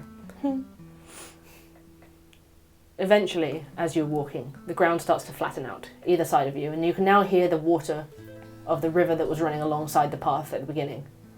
Peering through the overgrown foliage, you can make out a tributary that heads down into the Shaste. It's wide and deep, and it looks as though the water has eroded the banks quite significantly, the dirt on each side of it swampy and flooded. The air now is full of mites that buzz around in the afternoon chill, Awful. and you have no choice to just bat them away from your faces constantly as you walk. You keep travelling this way for 3/4 of a mile. The further you get up the track, the more evident it is that the river has uncontrollably burst its banks over time. The dry, flat path now squelches beneath your feet, clings to your shoes, and an encroaching tangle of vines and weeds makes it difficult to move quickly. So instead you have to pick your way forward, carefully helping each other through the foliage. What? Haha, high heels. Aww. Oh, bad. Slop. So instead you have to pick your way forward, carefully helping each other through the foliage, climb over the odd fallen tree. The light is dim, and a thin fog has started to settle in, making visibility greyer, bestowing on you this odd sense of total isolation from the rest of the world as you continue your march towards the ghost town that doesn't even make the map. I'm going to bring up 4 dancing lights to come around us so we have slightly better visibility Good idea. and just keep a watch in the fog. They keep sort of an odd aura around you. You know how light catches fog and Yeah. illuminates it, but doesn't really pierce it. Yeah, I'm just going to keep them sort of rotating around the four of us. A rickety bridge ahead of you, of 2 flat planks just wide enough for cartwheels to pass over, and a gap in the middle, crosses over a patch of grass that is almost completely submerged in water.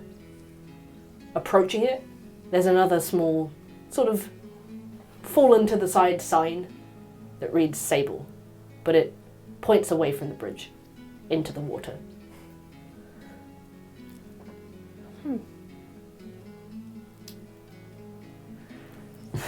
Well, if the river broke its banks, then maybe it's covered a bridge. Maybe. I mean, maybe that used to be the path. Perhaps. Maybe it just means follow the river.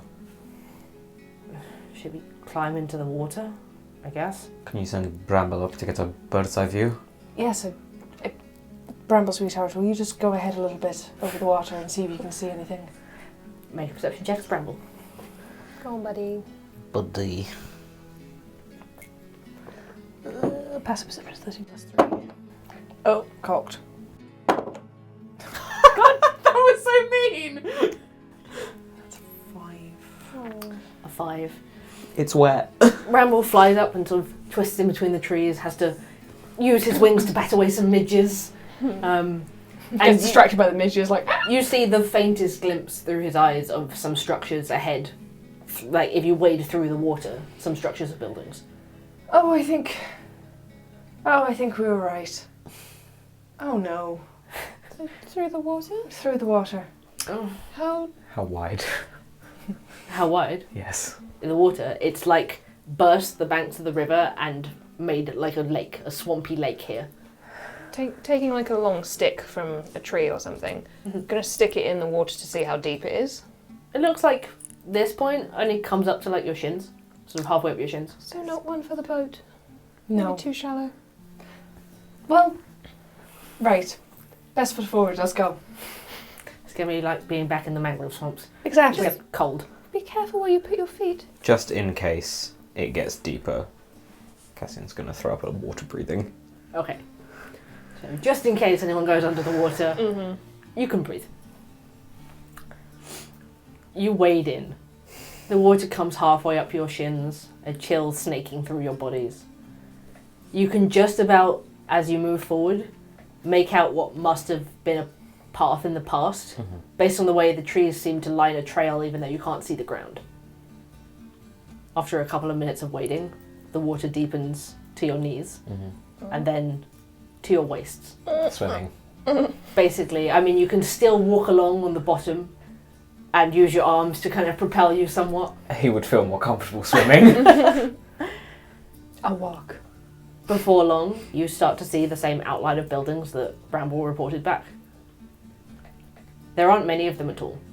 A scattering of eerie, dilapidated old wooden houses bow and lean on as their foundations rot away from decades of soaking through, looking out of place amongst the bright colours of the trees. A couple of ravens sit atop their rooftops. The area is nearly devoid of sound besides the gentle lapping of the water moving around you, so much so that when the birds crow or ruffle their feathers, it's a little bit startling. Still standing proud at one end of the decaying town is a small chapel in a Gothic revival style, its once glorious white facade greying with age, the roof oddly blackened and crumbling. A rounded steeple stretches just above the canopy of the trees as they drop their leaves into the water, which you realise now comes halfway up the buildings. It nearly touches the sills of the shuttered windows on every building, the scent of rotting wood and stagnant must of mildew filling your nostrils. And yet there's something earthy to it, not entirely unpleasant, as nature reclaims what must have once been a pleasant small town. This can't be it, right? It said Sable. I mean, we don't know what we're supposed to do here. Bramble, can you see if you can see anybody? I'm just going to send Bramble off on like a reconnaissance Okay. as we walk in, as we enter. Make another perception check. Please, Bramble. Go on, Bramble. This is your dice. No, this is your dice. 2 again! That's the third 2 in a row these rows. Oh. The cocked one was like leaning more towards the 2. It was 2 and 20. Yeah. That. No. So that's another 2 for Bramble, so a 5. Oh, baby. It's wet. It's scary. It's wet. Bramble zips between the buildings.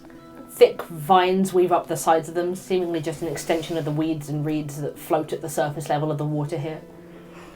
As you move past and Bramble flies overhead, you feel them brushing against your thighs under the water like fingertips. Oh, can you not? The ripples on the surface give you the odd sense of not being alone anymore, as though any second some creature might emerge from beneath the water.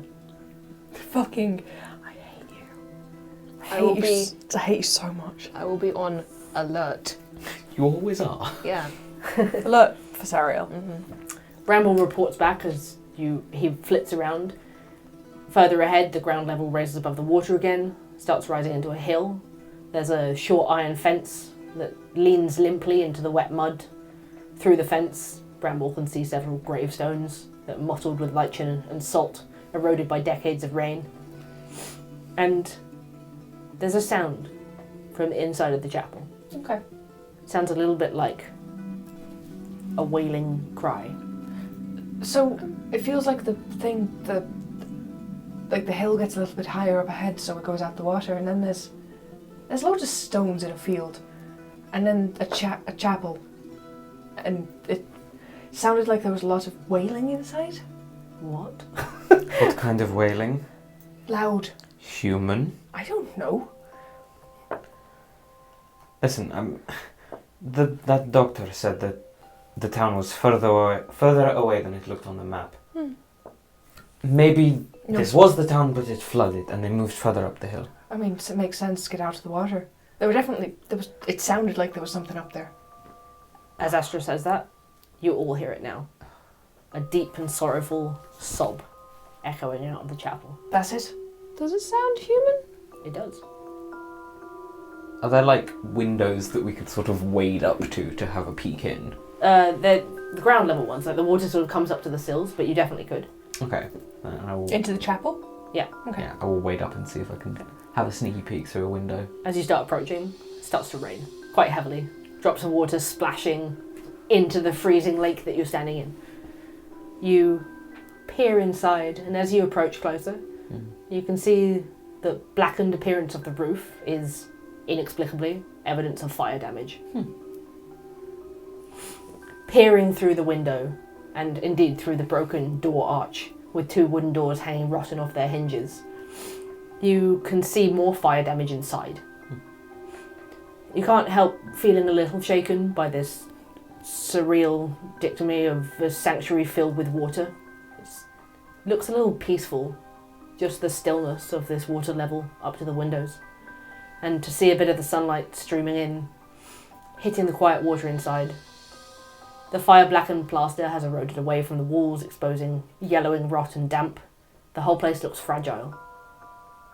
It's like a ghost of the past, barely preserved in time, and you can't see anyone inside. Until you hear again this sobbing sound.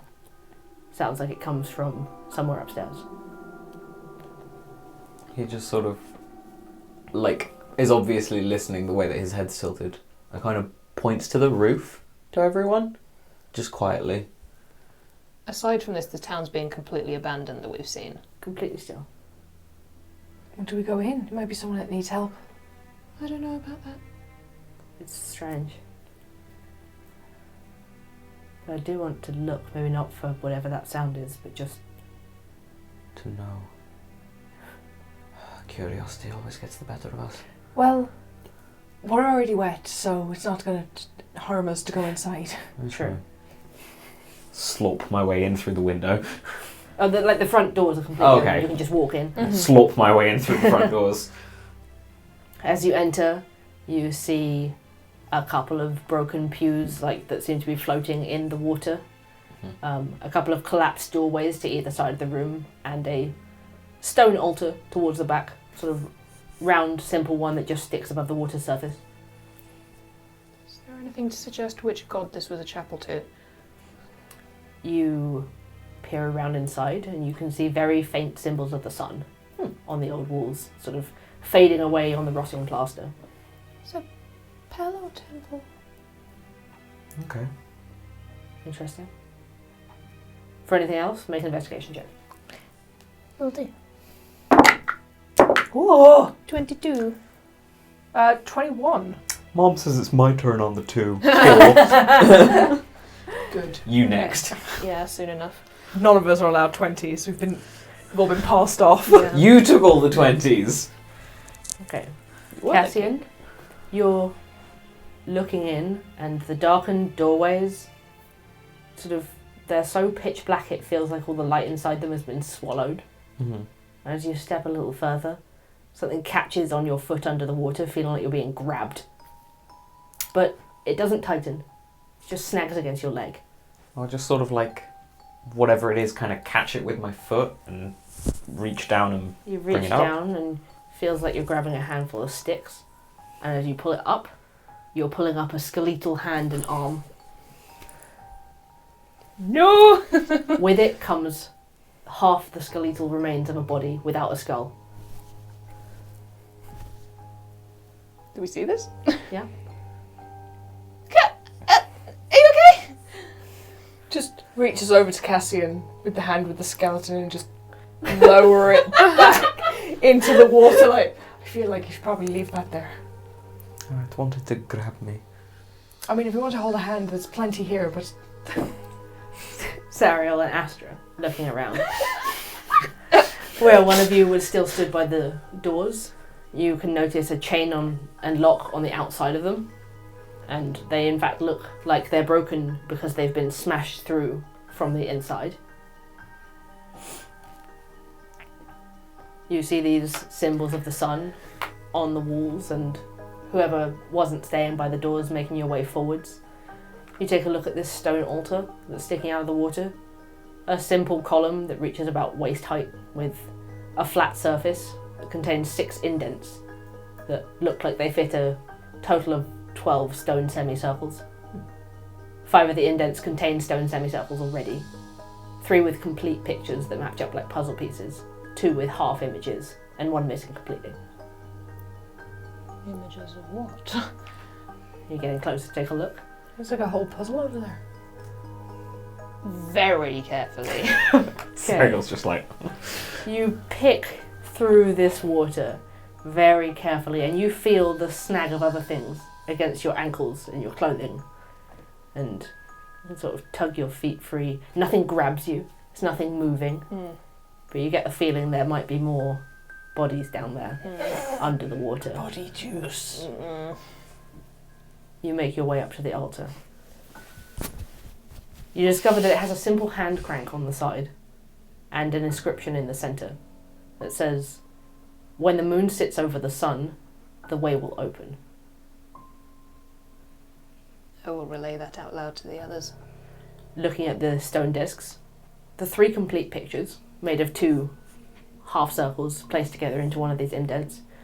One is a image of 3 cogs with waves in the centre. One of them is an Ouroboros wrapped around an olive branch, and another is a double-bladed axe with an eye embellished on one of the blades. Of the incomplete ones, you see the rear half of a dragon's body and half of an anvil that seems to be wrapped in vines. These are symbols of the gods, but combined. They're weird. I've never seen them like this, have you? Never. So Sariel's at the altar thing, just Astra next to the door, like... Another weird thing is it looks like people burst out of here. The locks have been burst from the inside. Like people trying to get out rather than in. If the building was on fire... But locked on the outside? Yes. Did someone lock them in here? People who were locked in to be burned? That's uncomfortable. That's hideous. It would explain the bodies. Can we still hear the sobbing from upstairs, or has it stopped? It's quiet, and you can hear a slight shuffling around up there. Awful. The corpse that Cassian pulled out, did it look like it was burned? It's just a skeleton. Okay. So Like, does it have any clothing on it at all, or...? that one was just the top half of a skeleton with nothing on it. But if you want to search, please make me an investigation Digging out some check. bodies? You have water breathing. Oh! Just swim in the body juice. Breathe the body juice. God. She'll stick her head under the water. Astra looks horrified that you've just done that. Like, If they've run out, I'll just keep recasting my dancing lights so that we've Sure. got some mobility. Yeah, you can I'll just- send one down with Sariel. Send it down. At first, the water's too murky to see anything, and then this like globule of light descends into the water and illuminates this scene before you. globule's a very good word. You see plenty of pews now under the water, exactly where they would have been. Some of them shoved to the sides. Some of them look like they've had fire damage crackle over them. And in them, just filled with skeletons. Like people were sat in all of these pews as the church burned. You see some remnants of old fabric, but this is old. These skeletons have rotted away to nothing. And what is left of the fabric is covered in, like, gross underwater slime. She'll come up. I think these people were locked in here to burn. The pews are all blackened and there's not much left of the bodies, but Marvellous. Well, there's somebody here at least. Should we... Is there a way upstairs? There's the two doorways. And then there's this. Well, let's try the doors first before we try this. Okay. I'll go for the left one. You go through the first doorway and you step into the darkness. Once you're through here, you realise it's so dark because smoke has blackened the glass of the window. With Cassian's dancing lights following you, it lights up a heavily water damaged and smoke damaged room that looks like, it's hard to tell with most of the furniture under the water, maybe it was an office of the chapel at some point. You can see hanging, like sagging off one wall, an old bookshelf. And on that you can see a small box, a couple of books that look like they're about to turn to dust, one open. I'm gonna go up and have a peeky at the book that's open. It won't make you roll anything for it. You can identify very easily an old holy book of Pelor. The pages are opened and desecrated with ink. Scrawled across the middle of the pages, it says, "Morning Lord, save us from this unholy fate." Okay. I will relay that. You also find the second half of the dragon's body, semicircle. It's breathing lightning. Oh, okay. So I found... Come wade back out. So I found a book in there dedicated to Pelor. Pelor, that's the one you said, isn't it? And it said, save them from this Unholy fate. unholy fate. Like someone had written in the book. And I also found this. It's a dragon breathing lightning. So it's like the one from the river. cord and Barnett. Then we'll take it over to this stone altar and set it in place. So how many are missing now? 1.5. So 3 pieces. What's the other half of the one that's... So we've got half of an anvil covered in vines, Okay. and then 2 pieces missing. So we have Arathis and Avandra. Maglubiot and Ayun? I think so. Corellon and Soon. And Bahamut and Cord. The anvil's got to be Moran. and Melora, surely. So, So, Pelor. Pelor and Sayanine. Sayanine. When the moon sits over the sun, did you say? Makes sense. I'll go check the other doorway.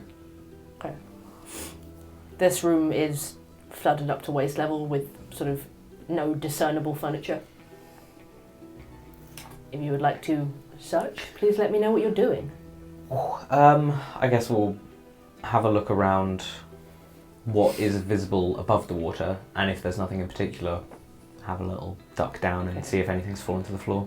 You move into this darkened room with one of your lights, and seeing that there's no more shelves, nothing nailed above water level, nothing floating, you take a deep breath and go under, and Can breathe anyway. the light comes down with you. You see what must have been maybe the pastor's bedroom or something to that effect at one point. everything is completely rotting down here. The wooden struts of the bed collapsed into themselves, and there's an old chest of drawers. Okay. Have a little look through the chest of drawers. You dig through it, and if there was anything fabric in there, it's long since decayed. rotted. But you do dig around and find the other half of the anvil. Okay. Swim back out and put it in place. Found another one. Oh, well, that's good. Okay. Just these last two. And upstairs. How do we get upstairs? Not seen another doorway. The altar says the way will open if we put the moon over the sun. Right. Maybe it's in this room somewhere, amongst all the dead. He goes back down under. Make an investigation check.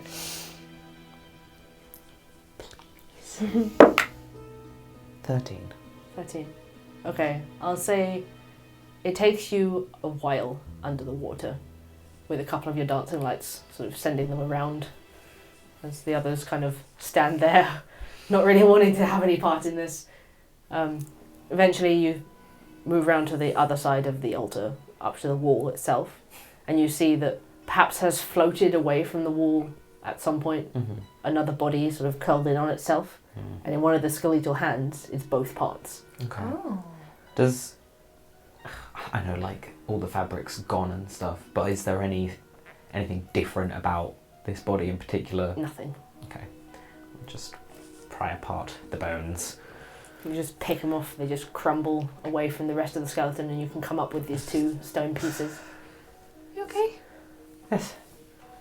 Both in one. Oh, good job, thank you. Great.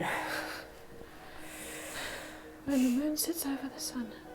I guess put them in place and... See what that crank does. Puts them down. There's a click as they fall into place from somewhere behind the wall, but nothing else happens. Who wants to turn the crank? I can do it.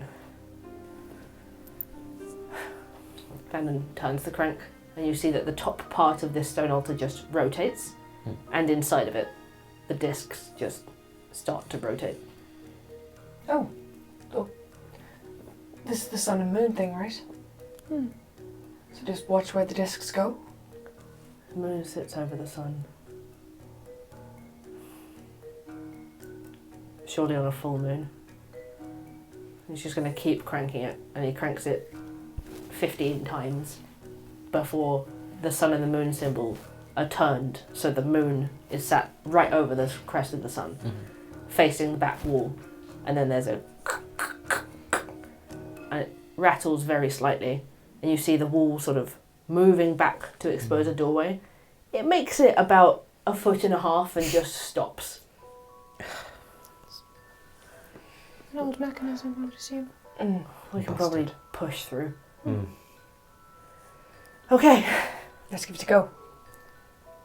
edging closer. You can all hear movement upstairs again. Something shuffling around, and then another.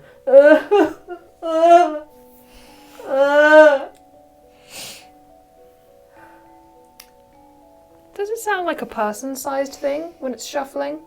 It does. Okay, God.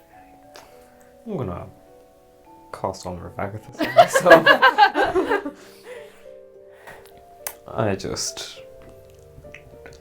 have a bad feeling that there are spirits in this place. Yeah. He has a bad feeling. Astra's like, help. If we look through the door, what can we see? A staircase. We've got to squeeze through the gap first. Yep. I guess we start squeezing in an order. What order do we squeeze in? I'll take the rear. Okay, I'll go first, why not? sure. Sariel, stay behind me just in case. Okay. Like, knowing how beat she is, she will cast protection from good and evil on herself. Okay. Good for she.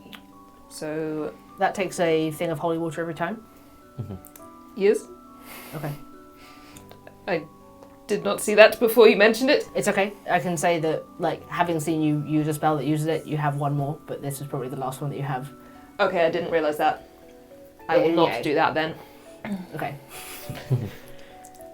one of those material components that does matter. And it's hard to get hold of. Yeah. So, Sariel, stay behind me. Stay between us. And slide through this gap. It sort of presses against your chest as you push through. You feel a few splinters sort of tugging, biting at your clothing. But you get through and start climbing the staircase. Slowly. Keeping an eye out. Quietly. You feel the rottenness of the stairs under your feet, just soft beneath your shoes as you climb. It doesn't even really creak with how soggy the wood is. You start making your way up slowly. And as you get halfway up, Cassian, can you make me a dex save?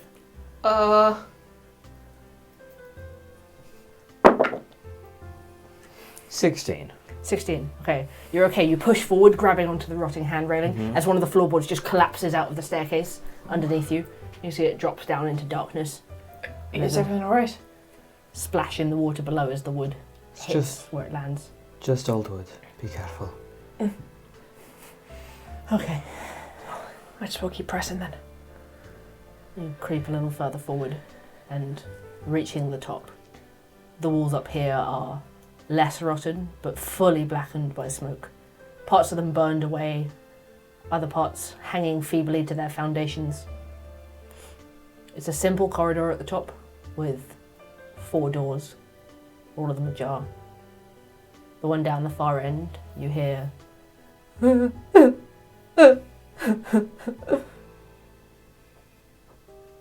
are you doing? Kind of creep very carefully towards the crying door. Okay.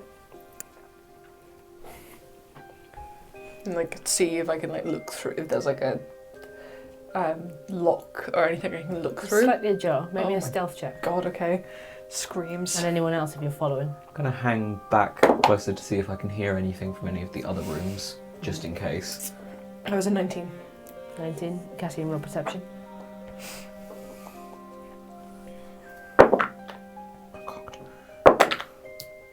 22. 22. Okay. The only thing you can hear is this sobbing sound. In fact, the only thing you can hear is this sobbing sound. There's no other sounds around. There's the muffled footsteps on damp floor, but there's no more bird song outside. And there's parts of the roof completely open here to the sky. There's no rustling of the wind. Cassian's just kind of try and get the attention of anyone who can still see him and just shake his head and like press his ear to the sky to make sure that people notice it as well, that it's just completely dead. And then you notice from inside the room as Astra gets up to the door silently. Shuffle, shuffle, shuffle, stop. Shuffle, shuffle, shuffle, stop. Shuffle, shuffle. Almost like a pattern. Peeking. Astra, you peek through and you see in this dim space, sort of sad semblance of a humanoid shape. You see barbed, spear-like extended arms and legs. They look like they're walking on knives. A grey lumpy hide, and as it shuffles around, 2 black empty eye sockets that are dripping with black tears. It sort of shuffles around the room, doesn't seem to have noticed you, but stops and lets out another sad, devastated sob. Stands up straight and just turns around towards you three and it's just like mouths like, we need to leave. And starts making my way quietly back towards you. Make another stealth check.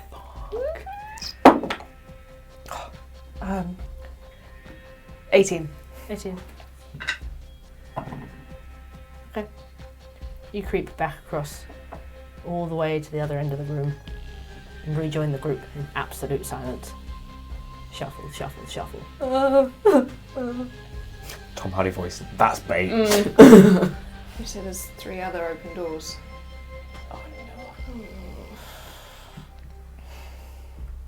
Is there anything we can do to block that doorway so we can at least take a look around? in a whisper, just, that thing had, like, knives for feet. What? So, I didn't exactly think closing the door would work. Knives for feet, Vanden. Okay. I could perhaps, with shatter, maybe collapse a lot of the room. But I feel like... Make a lot of noise. But you also might collapse a lot of everything. Yes. No. Let's just sneak, if we can. Okay. If we alert it, we're ready for it. Exactly, we know where it is. I didn't have eyes. That's horrifying. It had like black tears coming. I hated it. Can we stay in pairs at least? I don't want anyone isolated in case that thing moves. Oh yes. Sariel. Okay. Links arms with you. Vanden? Sure. Okay. There's 2 doors, one left and one right of where you're stood, and one more down the end of the hall. Who's going which way? Left. Yeah, Right. to the right. Okay. As you move towards the doors and gently push them open, make another stealth check. God.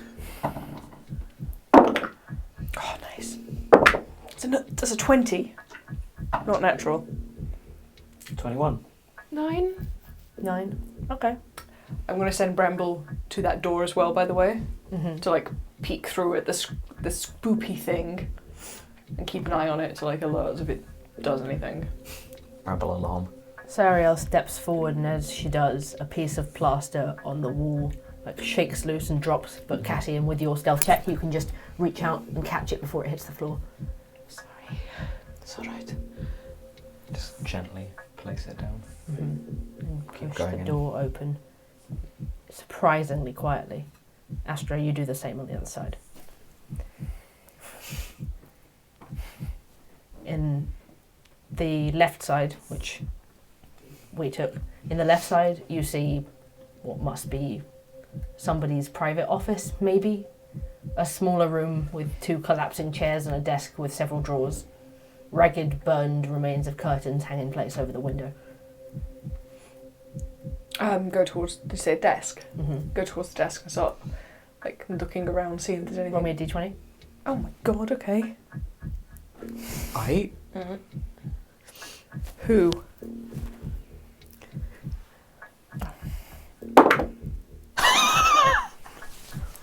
It's a 1. Make me a dex save. You motherfucker.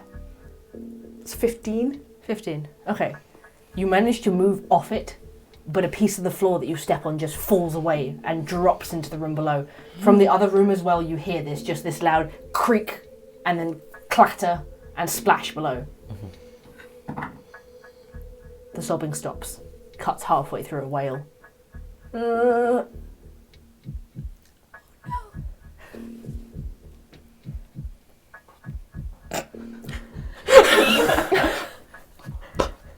Can it make me a DC 11 wisdom saving throw as Invisible Bramble just breathes on it? Oh no.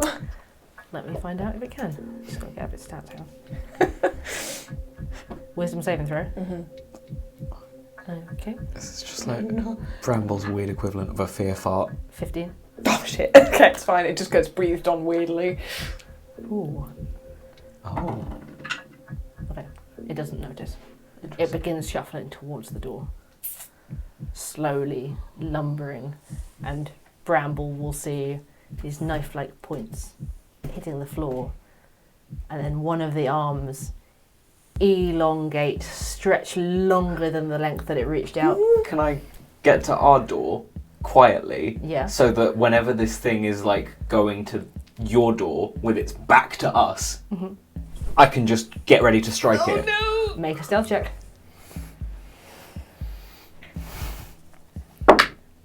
8. 8.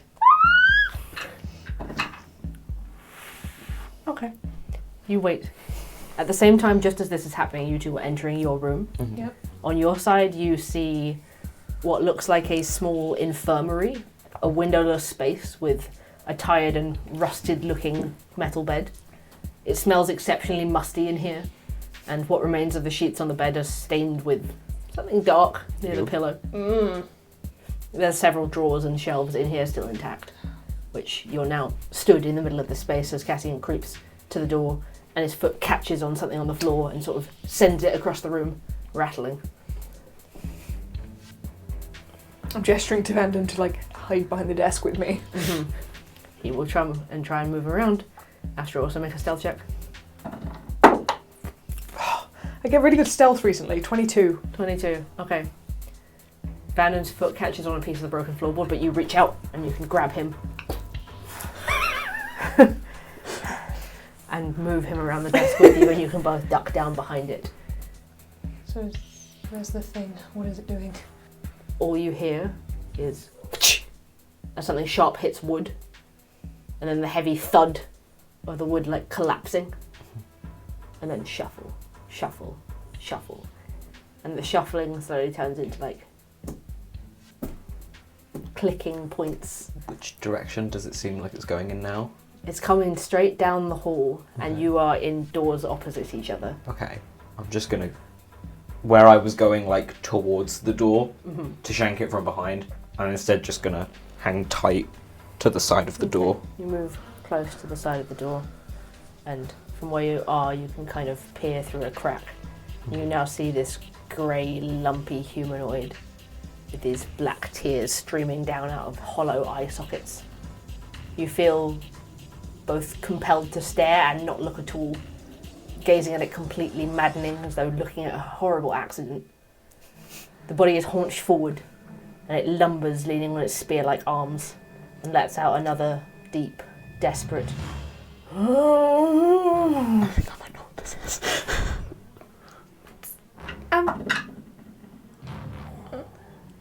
And then it turns its hideous face and just peers back at you through the crack that you're looking through. Sariel's gonna cast Druidcraft from the room it came in and make a fox screaming noise to try and distract it. Make a deception check. Oh no. I have my inspiration, which I'm going to use. You kidding me? 2 4s! 5. Okay. The noise sounds in the other room. The two of you, Astra and Vanden, will hear it and maybe recognise the fox sound Sariel's made in the past. But this thing has landed on Cassian. And it lifts up these 2 great arms with these sharp, long points at the end and just launches them towards the door. They come launching straight through the wood. They miss you going both sides of your head. Can I make a wisdom save? I'll allow you this, and then I'd like you to roll initiative. Okay. I just rolled for Bramblesy for your breath and I got a 5, so it's back. That's a 9. Okay. 16, 17, 19. 25 points of psychic damage, and it has to use all of its movement to get away from me. Nice, That nice, was nice. Dissonant Whispers. Hell yeah. Just to give us some room, now that it knows we're here. This, like, horrible cacophony of, like, get away from me, get away from me, get away from me, comes in its brain. If it has one.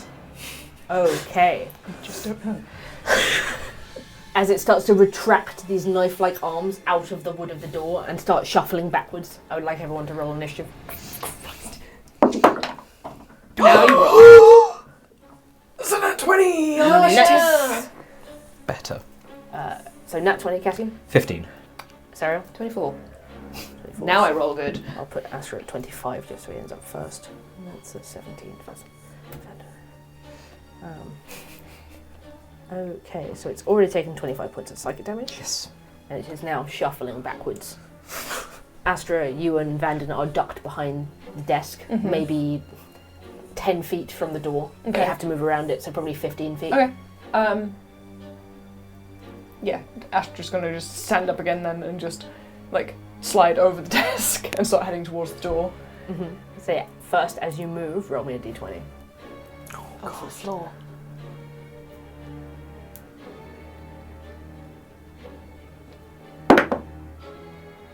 Five. 5. Okay.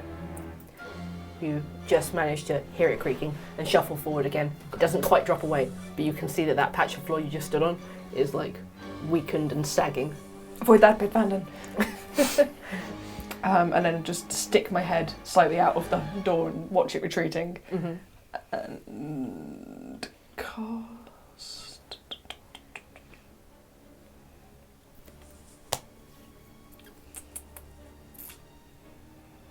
I'm gonna try guiding bolt on it, level 1.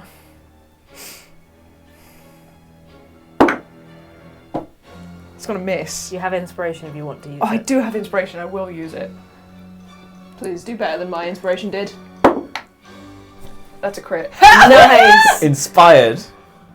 Thanks, Avandra. Thanks, Avandra, babe. Channel some luck through your body, and your guiding bolt looks like it's going to be off course, and then just redirects straight towards the creature. Double them dice, BB. 46 doubled. We love to see it. Mm-hmm. Cool. Fuck off. That is... Fuck me, math. 22 radiant damage. Nice. And it's now glowing with a holy aura, and the next attack gets advantage on it. Nice, nice, nice. And then advantage, my bonus action is going to be giving Vanden, Sariel and Cassian temporary hit points, and they all get to use their reaction to use their movement immediately. Nice. Okay. I can't take those. Because you've got armor Armor back. Yep. So you can give them to yourself? No. Okay. Tragic. Sucks, man. And I'm not going to move. Vanden will try and move towards the door. I will roll a d20. Do you have a hasted action? Do you have a hasted You action? do! You get another action because you rolled a nat 20. Oh yeah. Okay. And then on your attack as well. Nice. Then I will.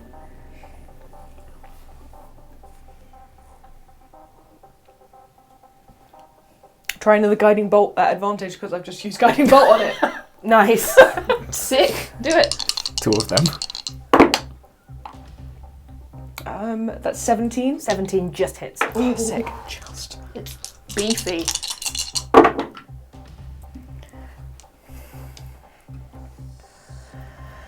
Um, 14 radiant, and it still has advantage on it for the next person. Nice. Okay. And then another bonus action. No, it's only 2 actions. Cool. Sariel, your turn. Okay. So where is it right now? It's like backed up to the end of the corridor, stood outside the door that it came through. So you need to like leave the room. Yeah. Okay. You can probably see Astra across from where you are. Also, stood there's in the like other 2 doorway. massive holes where it's Yeah. just tried to impale me. Yeah. She will lean around the door then. Mm-hmm. Coalesce a little shard of ice in her hand and fling an ice knife at it. Okay. At advantage. Nice. She's going to do that at 2nd level. So...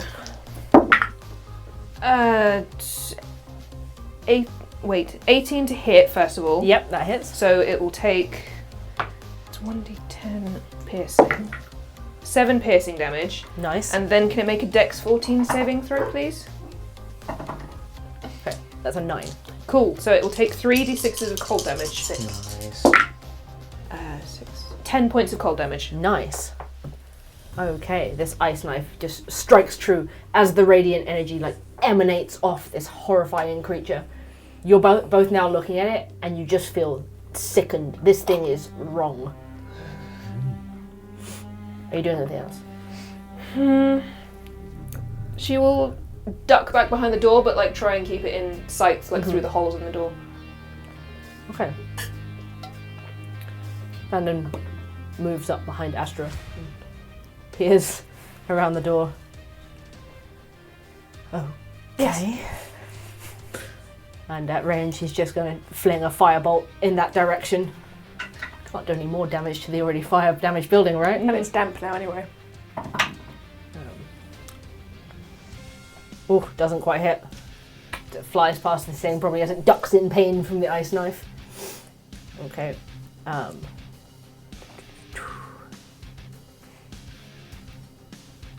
Then he's going to We've already got temporary hit points. That is what he will do. Sort of ducks back around the doorway, just looking completely freaked out. Cassian, your turn. From where it has shoved its arms, is there like... Basically, how much of the wall has it taken out? Is there enough to kind of peer around, or...? You can't really peer around it. You can look through it, and I'd say you've got clear visibility if you want to cast a spell. Okay, but probably not a good shot for Eldritch Blast. No. I will come out the door and like step a little bit sort of between where everyone is clustered and where this thing is. Yeah. So that we're not all just gathered sure. in one spot, and send 2 Eldritch Blasts at it. Okay. One's a natural one, so that won't hit. But the other one's over 20. Okay. For 13 points of force damage. Nice. Okay. You send this Eldritch Blast out and it strikes it square in its like fleshy grey chest. Immediately it releases another one of its arms flying towards you, and now it can see more than 2 people. It gets advantage. Oh, what? Oh, but that's a 2 and a 3. This arm just flies past you again, this blade coming like right close to your face. You just duck out of the way. It starts shambling towards you. God damn it, hit me. Hit me so you take damage. That will be... It's going to shamble right up to you, and you must make a wisdom saving throw. 11. You take 9 points of psychic damage just to stand that close to its face and see these, like, you realise now it's more like grease dripping down out of these empty eye sockets, streaming a constant stream of black tears. Yeah. You guys will see Cassian gone from like full active energy to just kind of freezing in on himself a little bit as his hand retracts from the Eldritch Blast. Okay, Astra, it's your turn again.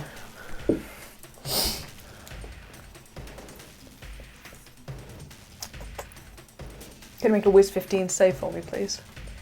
Wisdom is +0. That's 10. Cool. So Astra's going to cast Vicious Mockery and just come and stand next to Cassian and just... You need to stay the hell away from my friend. 6 psychic damage. Okay. And its next attack has disadvantage. Yeah. Nice. Sariel, your turn. She will push Cassian out the way then and try and like stick her claws up into it to primal savagery it. Okay. Please. 12. 12 doesn't hit, I'm afraid. You try to push Cassian out of the way and it just brings up these knives and deflects your claws. Stay back. That's my go. Fencing emoji. Vanden is going to push past you, just past this creature. He'll use half his movement, but he only wants to get around the other side because he wants to just hack at it with his sword. Flanky flank. He's valid. Oh my god. First attack misses. Ooh. Second attack just hits. In which case I'm going to add a superiority dice for precision damage. I used up all my good rolls earlier. That's 3 damage. Okay. So 7. It's still up. Jesus. He carves through the side of it and it just seems to like reform slightly. Jesus. Cassian, it's your turn. How rough does it look? Pretty damn rough now. Like, one decent hit would take it down. And he has advantage because Vanden's flanking? Yes. Okay, he's going to swing his sword around and cast Booming Blade on it. Nice. And just take a swing at advantage. For a crit. Nice. Nice.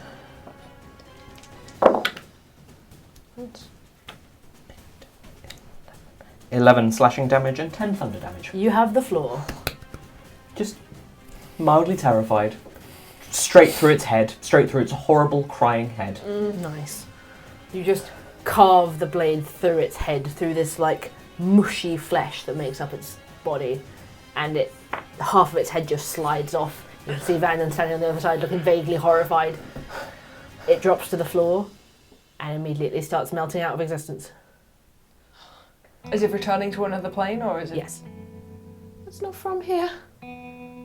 I don't know what to say about that. Does anyone know what that thing was? No. Part of me is glad that it's not from here, though. That... I don't want to... At least we can look around now. I would like to go into the room that it was in. Okay. I wonder if it was guarding something. You walk down to the end of the hall and push aside the now completely smashed up door.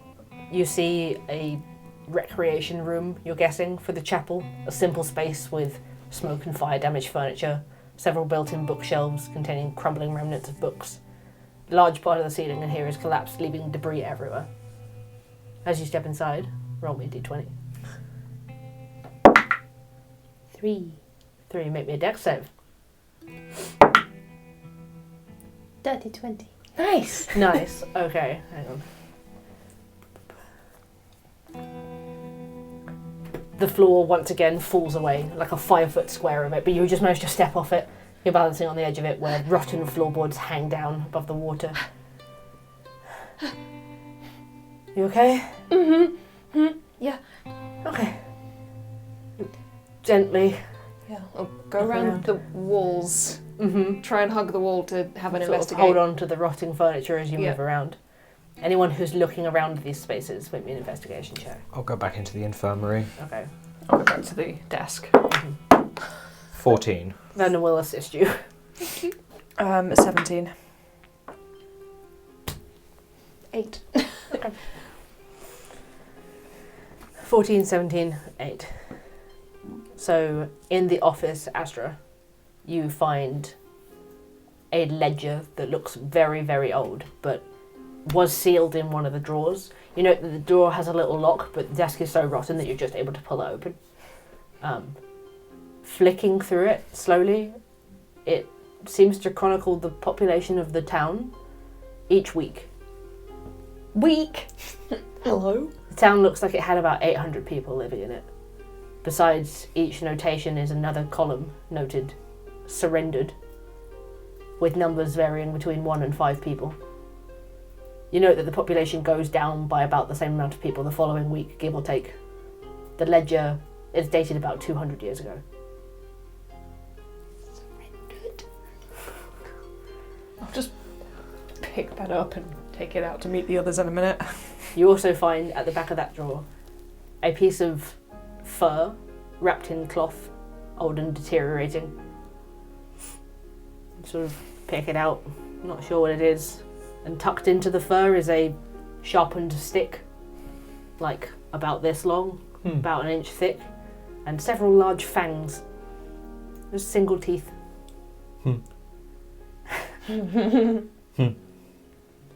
Cassian, you find in the infirmary room a golden emblem badge which has the sigil of the sun and the moon that was downstairs in the altar, sort of like the raven badge that Vanden was given, like a holy symbol. Tuck that in my pocket for now. You find a silver spoon with an E engraved onto the handle. For eating. And a nearly entirely deteriorated book called The Origin of Magical Species. Does it have anything of interest? You can sort of flick through. Most of the pages are too crumbling to read, but you can read the title page and the intro page, which reads The Origin of Magical Species by means of supernatural selection, brackets, or the preservation of favoured races in the struggle for life, Oh, bad vibes. end brackets. This is considered to be the foundation of understanding of how magic has shaped evolution in the natural world. Huh.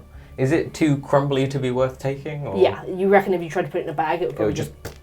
Exactly. Okay, well, I'll just be reasonably creeped out. Sariel, exploring in here with Vanden, you find a hunting trap that's been stored in a cupboard and a fragment of what looks like written down sheet music, a fragment of a song of worship, written as several fading musical notes on 2 pieces of parchment. And eventually you dig around and find a very, very faded old map. It looks like it's just the local area, and you can see the rough shapes of what might be this town, and a line out through the woods with a circle you can just about read says new construction. It must be where they positioned the new town. So it is further. I mean, that's good to know. Can't deny I'm creeped out by what happened in this place. Burned out church. Creature from another plane of existence. It's all very strange. Anyone find anything? Shuffling back out. Shuffle back out with like the pouch full of things and the book. Not to put a downer on the situation. But Okay, so this book, put the book down, open it up, and explain, like, you can see the numbers here are, it's the population of the town, but then it says surrendered, like 4 here, and then next week, they do this weekly, it says less, 4 less, and then same again, surrendered, and then it's less that week. And then there's this, and I'm not sure what's going on here. Open up the little pouch with the wooden stick and the shop teeth. Vanden looks chilled to the bone. What is it? Just in my dream, one of the looked like a woman turned around and it looked more like a creature, had sharp fangs like that. Can we identify what the fangs have come from? You can make a nature check. Can I if you think you would know. Can I identify the stick? Is it just a stick? It's just it's just a stick whittled down into a sharp point. 11? Not a clue. There's a number of things that might have sharp fangs. I mean, like Sariel. orcs and hobgoblins. yeah, Sariel when you use spells. There's nothing you can determine to be the source of this. I don't like the wording of surrendered. Me neither. surrendered to what? For what reason? Like sacrifices, or I mean, there's something obviously uncomfortable going on here with the church being burned out with people still inside it. Cassian pulls out the holy symbol and is like, it looks like some sort of combination of Seinin and Pelor was worshipped here.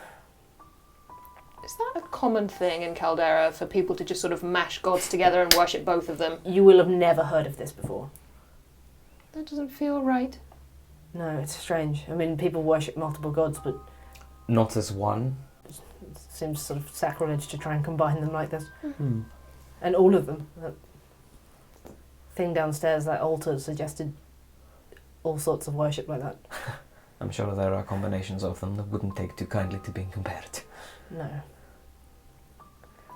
Right. Should we check out the last room then? We've been... Oh no, there is one last room, yeah. Mhm. You can push the door open. It's just a bathroom. Piss? Anyone need a break? Maybe Not not here. here. I feel like something's going to come out of the toilet. Why? Just because no. it curses you in particular. With one specific trauma.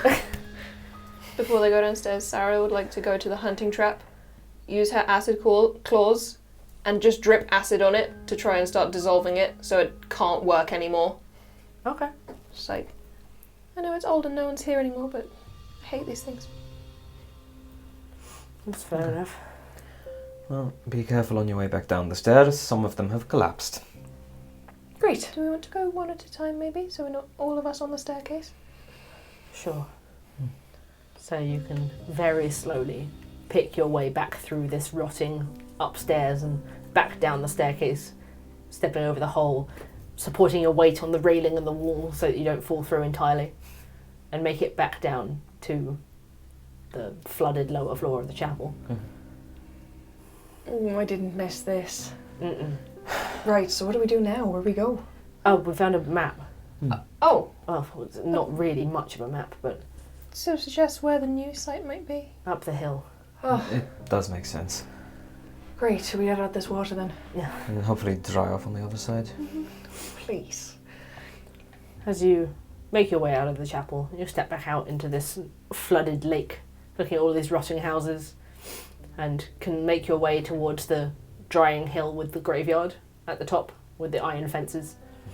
You step out of the water and feel immediately this chill coursing through your body as the wind touches you slightly. Passing by the graveyard, did you say there were headstones? Yes. Yes, do any of them, like, have a cause of death? Or, like, does it seem like a bunch of them were perhaps dug at the same time, like a lot of people? Make a perception check. But these are the stones I told you about in the field. Gravestones. The people are buried here. 7. 7. Okay. You don't perceive anything to suggest that there's anything special about these people who are buried here. There's no cause of death listed, and most of them are eroded over time. You do spot some names. Sarah Alden, Goody Foster. Oh no. Joseph Toothaker. Oh no. John Black. Michael Howe. Excuse you. I guess it's not uncommon, but... 2 very common names. When did John Black die? The gravestone seems to suggest like 280 years ago. Sick. Vanden will continue to try and explain a graveyard to Astra as we pick our way through Astra it. gets it, but he's like, why?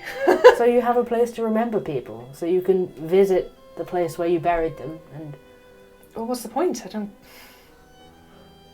because people like to hang on to memories of the people they've lost. Well, you don't lose the memories just by not, like, putting a stone down. Some people find comfort in it. It's like a spiritual thing. It's the same as praying at an altar. You don't have to do it at an altar. I suppose. Some people it's more of a respect thing. To be named and I suppose have your own claim to a bit of earth And forever. Not to be forgotten. Precisely. Have something that people can visit in the future long after you're gone, so they can remember who you were. Like tombs of fallen heroes and stuff like that. As you chat, you continue on up the hill. You step out into the forest, and immediately you hear birdsong again. You feel the wind on your faces, and the slight sense of unease starts to seep away, although you hear a splash behind you. And you glance back, and you see, surfacing from the water that you were just standing in, thick and oversized fleshy heads of what look like giant brown leeches. Oh. Gaping round mouths lined with hundreds of glass shard teeth. At first there are 2, then 3, 4. You notice them dotted through the water, watching you with twitching faces and flat grey bird-like eyes. I flip them the caldera equivalent of the bird. As you do, one starts to move towards you, No. and then a loud cry of a bird overhead tears your attention away. And you look back, there's nothing there. Can we just get out of this area? Please. And maybe find a way not in the water to get back. Check yourselves for leeches as well. Ugh. So brushed down. There's Yeah. no leeches. These things were like a foot across. You'd feel them. Mm-hmm. Moving further into the forest, the rain starts to pick up even heavier. It's a relative downpour now, battering against the leaves, lowering visibility even further. So the light now is considered obscured, and perception checks will be made with a -1d4 penalty. Sariel will light her staff up because Okay. they slept outside last night. You can Okay.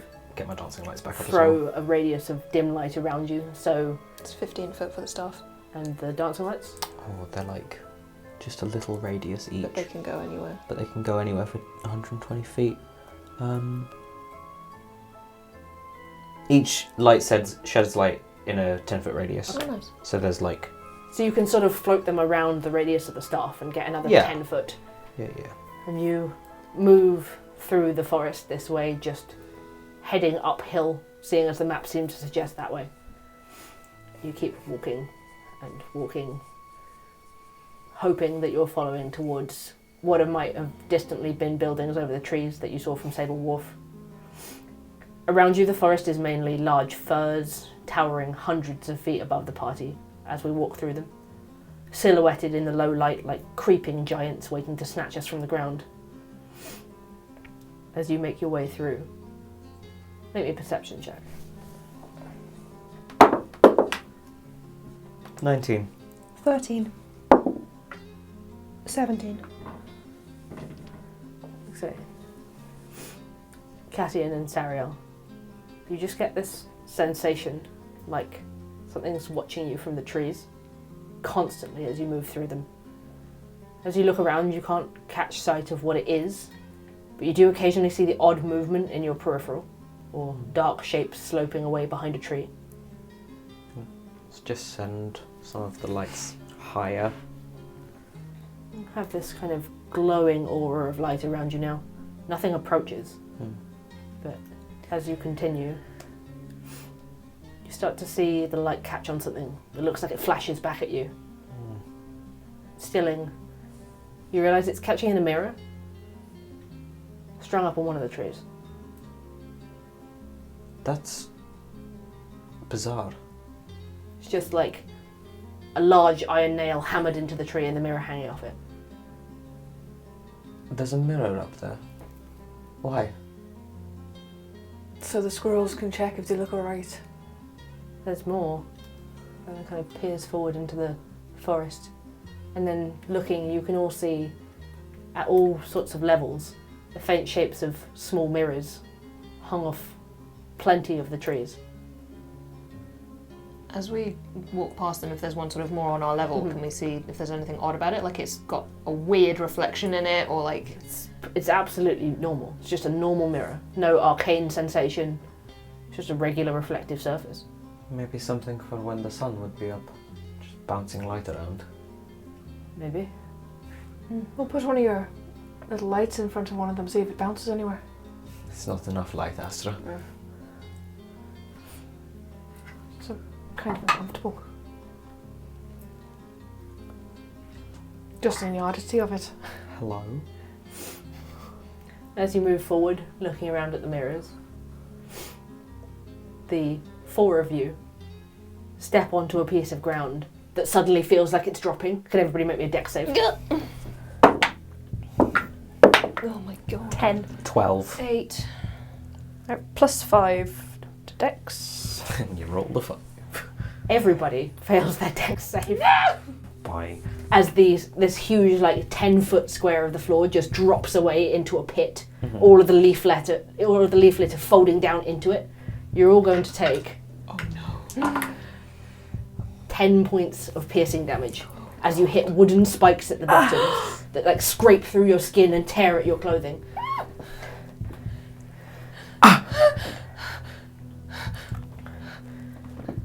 Who? How far down are we? About 10 feet. Who has rope? Is everyone okay? First? I'm going to cast... how's everyone looking hit point wise? I'm absolutely fine. I'm fine. Sariel is on 11 of her 13 hit points. She can't heal though, so... You can heal back up to 13. Okay, up to 13, so like don't go wasting a 4th level or anything. But if I give you aid, Yeah, that would go on top. that would go on top. Aid, because it increases your hit point maximum, it counteracts what's happened to you. Yeah. So Astra's just going to cast aid on Sariel, Cassian, because it's a 4th level spell slot, you might as well, so you get 15 hit points. It's 15 increased hit points, not temporary, which means that if you lose them, you can heal back up to that maximum for the duration of the spell, which I believe is 8 hours. Okay, so do I heal that extra 15 points as well? So like up Yeah. to... Yeah, Yeah, it gives you that Okay. automatically when from you do your 11. max HP. So you'll go to 26. Okay, cool. Okay. Thank you. And the extra 15, who wants it? You should take it. Okay. I'll add 15 to mine as well then. Well, 77 plus 15. 92. God, it feels like being back at like level 2 or 3 right Yeah. now. It's just like max hit points, 28. You sort of drag yourselves upright in this pit trap, and you see just maybe a dozen of these large wooden spikes set a couple of feet apart each. Who has rope? I've got rope. Pass me some. Sure. Misty steps to the top. Throw the rope down. Thank you. And we'll secure it to a tree or something. Because Yeah. Cassian's not strong enough to pull up Yeah. a person. Once it's secured to the tree, everyone can slowly make their way up it and pull themselves back out onto the ground. You look down at this pit. It's clearly been like expertly dug and maintained. Well, I hate that. Maybe we should be on the lookout for anything else like that. The blood moon's coming. That feels kind of appropriate that that's there. You're supposed to be more aware of yourself and your surroundings. Right. Well, we definitely will be. So that we don't get hunted. Okay, let's keep going. As everyone continues, make a perception check. If you're watching out for more things like that, right? Mad perception. 9. 12. 10. Okay, so you just spot it with your 12 as Vanden nearly walks into a tripwire.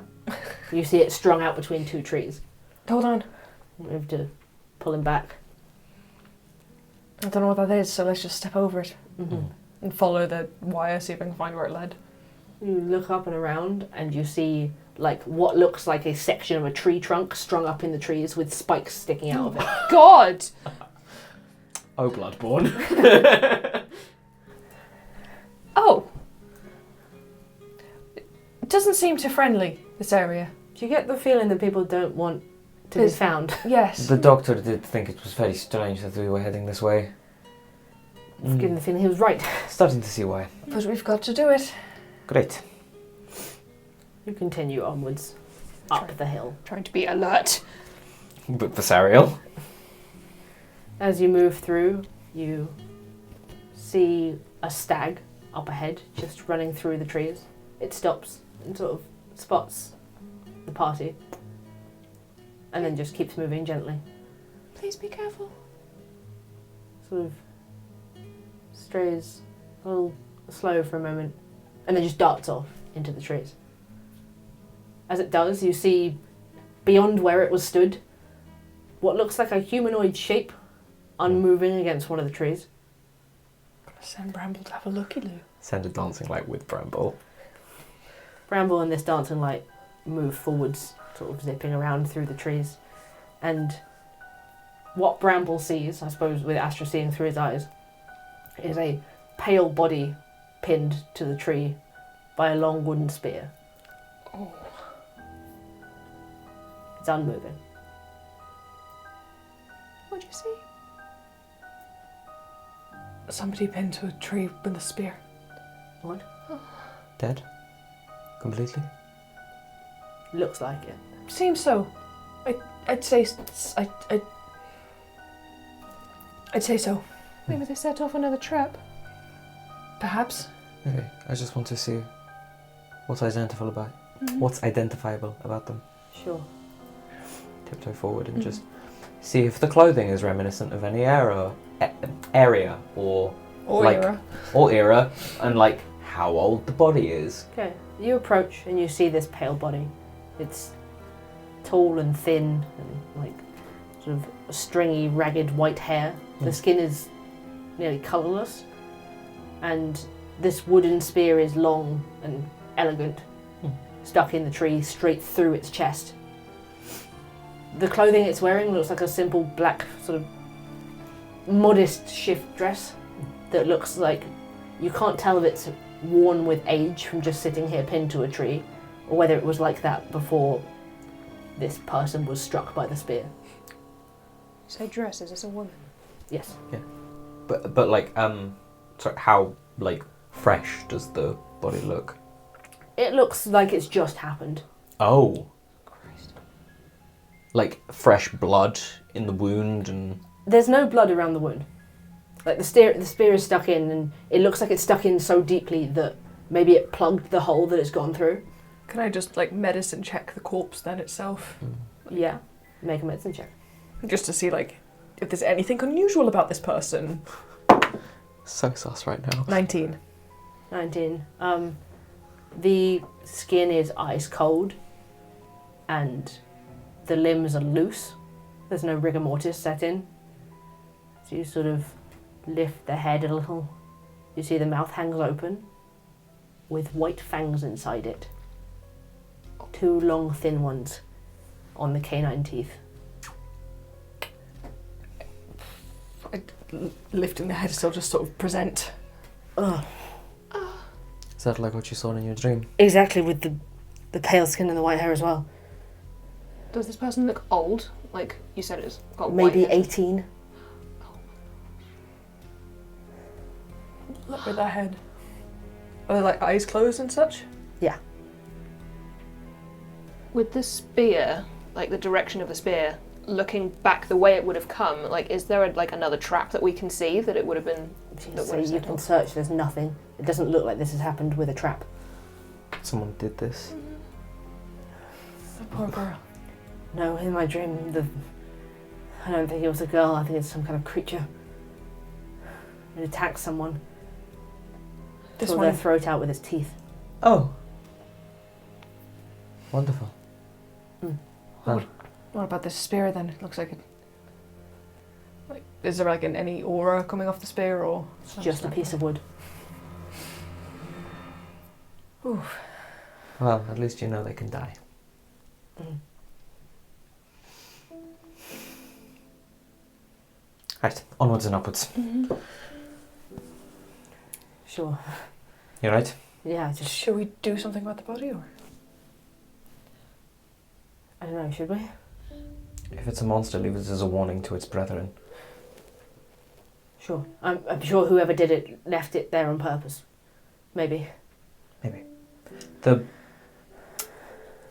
Both the other traps that we've seen also had wooden stakes sharpened to a point. The traps meant for these, they're all just sharp wood. And you found that sharpened wood inside the chapel. Mm-hmm. This little stick.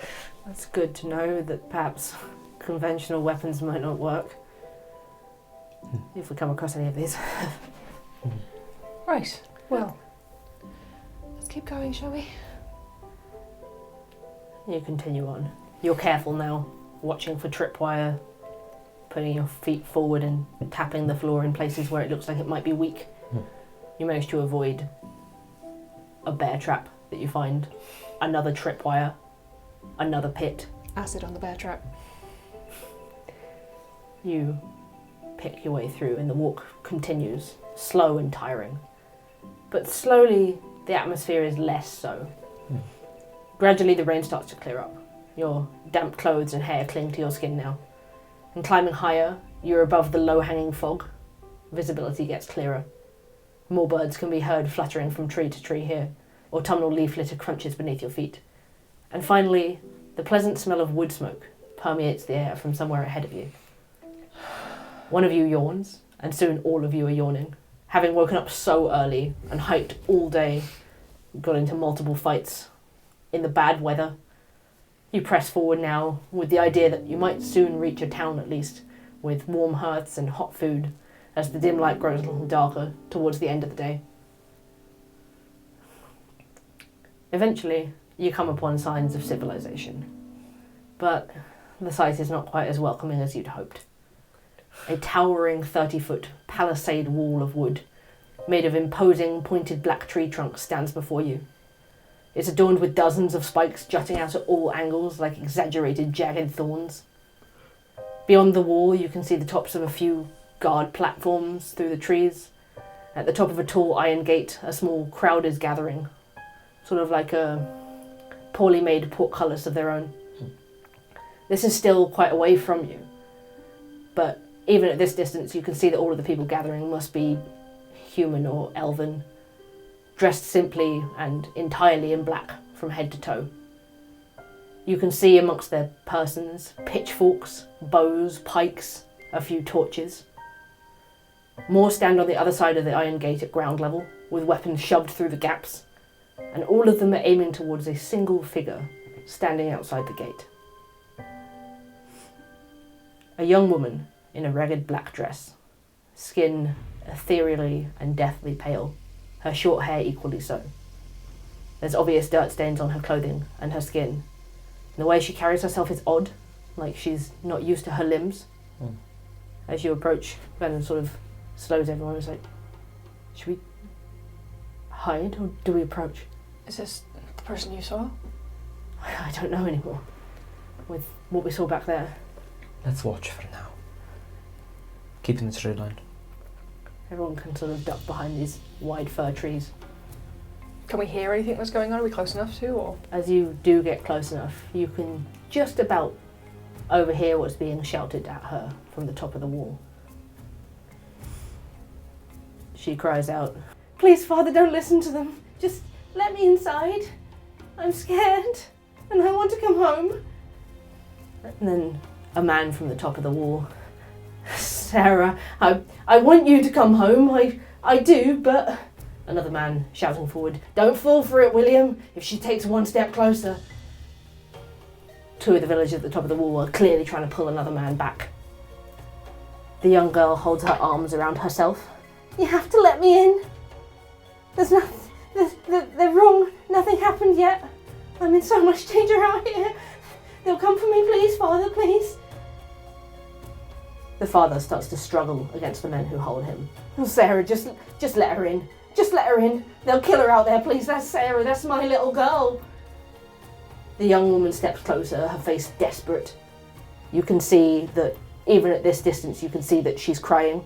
She reaches a hand up shakily towards her father at the top of the wall, who reaches down, although he makes no effort to pull away from the villagers now. And then, from behind them, a robed figure appears. She wears white, finely spun silks and lace, intricately detailed with gold embroidery and thin jewellery-like chains. 2 gold cuffs adorn her upper arms, the delicate sleeves of her robe ballooning out from that point down to the cuffs at her wrists. On her head, she wears a golden headpiece that looks not dissimilar to the burst of the sun's rays over the horizon, and a veil of blue and gold hang back over her tawny hair, which falls down in waves all the way to her waist. On her forehead, noticeably, the symbol of a sun and crescent moon seems to be scarred into her pale skin. The reaction from the plainly dressed people wearing black around her is immediate. They part ways and bow their heads, step aside to let her through. She stands at the top of the palisade wall and looks down at the girl, who lowers her hand down to her side. Let her pass through. There's a quiet din of confusion and discontent at the request, but none of the townspeople argue. The man who is obviously her father covers his face, eyes puffy with tears, as the group of villagers at ground level back away from the entrance, and you hear the slow cranking of the gate being opened, revealing a darkened wooden tunnel beyond. Hesitantly, the pale girl steps forward. 1 step, 2, until she's at the threshold of the gate. She moves to take a 3rd, into the shadows, and you hear her father bellow out her name as a flare of arcane energy explodes out from around her, engulfing her body in an inferno of radiant light. It's over in seconds, but the echo of the pale girl's screams ring in your ears long after she collapses to the ground, writhing in pain as she becomes a burnt, unmoving husk of her former self. As the smoke clears, the gate is dropped once more, heavily and loudly. The woman in the veil stares down at the ground, outside. As suspected, she was no longer one of us. I'm sorry, Mr. Wardwell, for your loss. Seal this gate until sunrise. We must fetch a sanctified cloth to wrap her in, and we'll bury her in the morning. The woman in the veil turns and leaves with the father. Just like that. The other townsfolk very cautiously approach the body from the other side as 2 move in to bolt the gates. I think that is where we'll end tonight. Okay. Where have we come to? Puritan Vampire Town. Do they want a child shard? How do they feel about a child Can we just shard? put it through the gate and say, give this to Bishop, and then we'll play? You guys have fun? Yeah, I had. Oh yeah. Oh yeah. Yeah. Oh god. That was some nastiness, right? We're really in it now, lads. I like the pointy man who we killed. I like the lonely. I like the lonely. He's very lonely. He's sad. And we killed him. And we killed him, so... Not Not lonely anymore, we is sent he? him home, don't worry about it. Yeah, we sent him home to his lonely friends. I think you also like Dr. Black. Oh my god, hi. Hi, sir. I had no idea. Do you like Dr. Black? Listen, I don't care if he's a vampire or not. I'm actually a vampire, bonus points. Oh yeah, truly. Okay. Well, thank We're really you. in it now. Thank you We're guys really very much in it for now. playing. Thank you for DMing. Thank you for DMing. Thank you guys very much for watching. We really hope that this audio thing has gone well and that you've enjoyed this episode. The first of several parts of the Raven's Favour. God, who knows how long? Who knows how long? We are on page 13 of 90. 90? I haven't finished writing my notes yet. What is this? I don't know what this is, but thank you guys very much. Thank you. If you enjoyed this episode, please spread the word. We'd love you to share it on social media, tell your friends who might be interested, and tell anyone who might be into, the spookier side of D&D. Yeah. Hell yeah. But until next time, we are nyxrising, and we love you.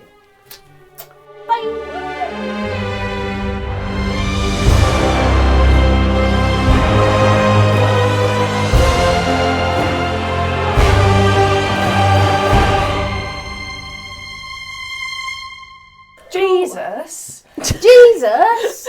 Can you do me a nice Malbec? Or like a Pinot Noir.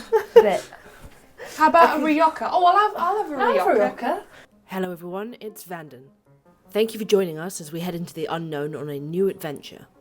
You may have noticed a big upgrade to our audio quality this week. Thank you to our patrons for making that happen, in particular Katie B. We couldn't have done it without you. If you want to support the party's adventures, you can do so at patreon.com/nyxrising or grab yourself some merch at lotpstore.com. And special thank yous as always to our executive producers, Sofia Johansson, Katelyn Ferguson, Alexandra Johnson, Liam Moran, Mason Scott, Meghan Charles, Benedict Allen, Adira A, Katie B, Emily Hogarth, Jameson M, and Lissa. Until next time, keep your eyes and mind keen, and we'll see you on Wednesday.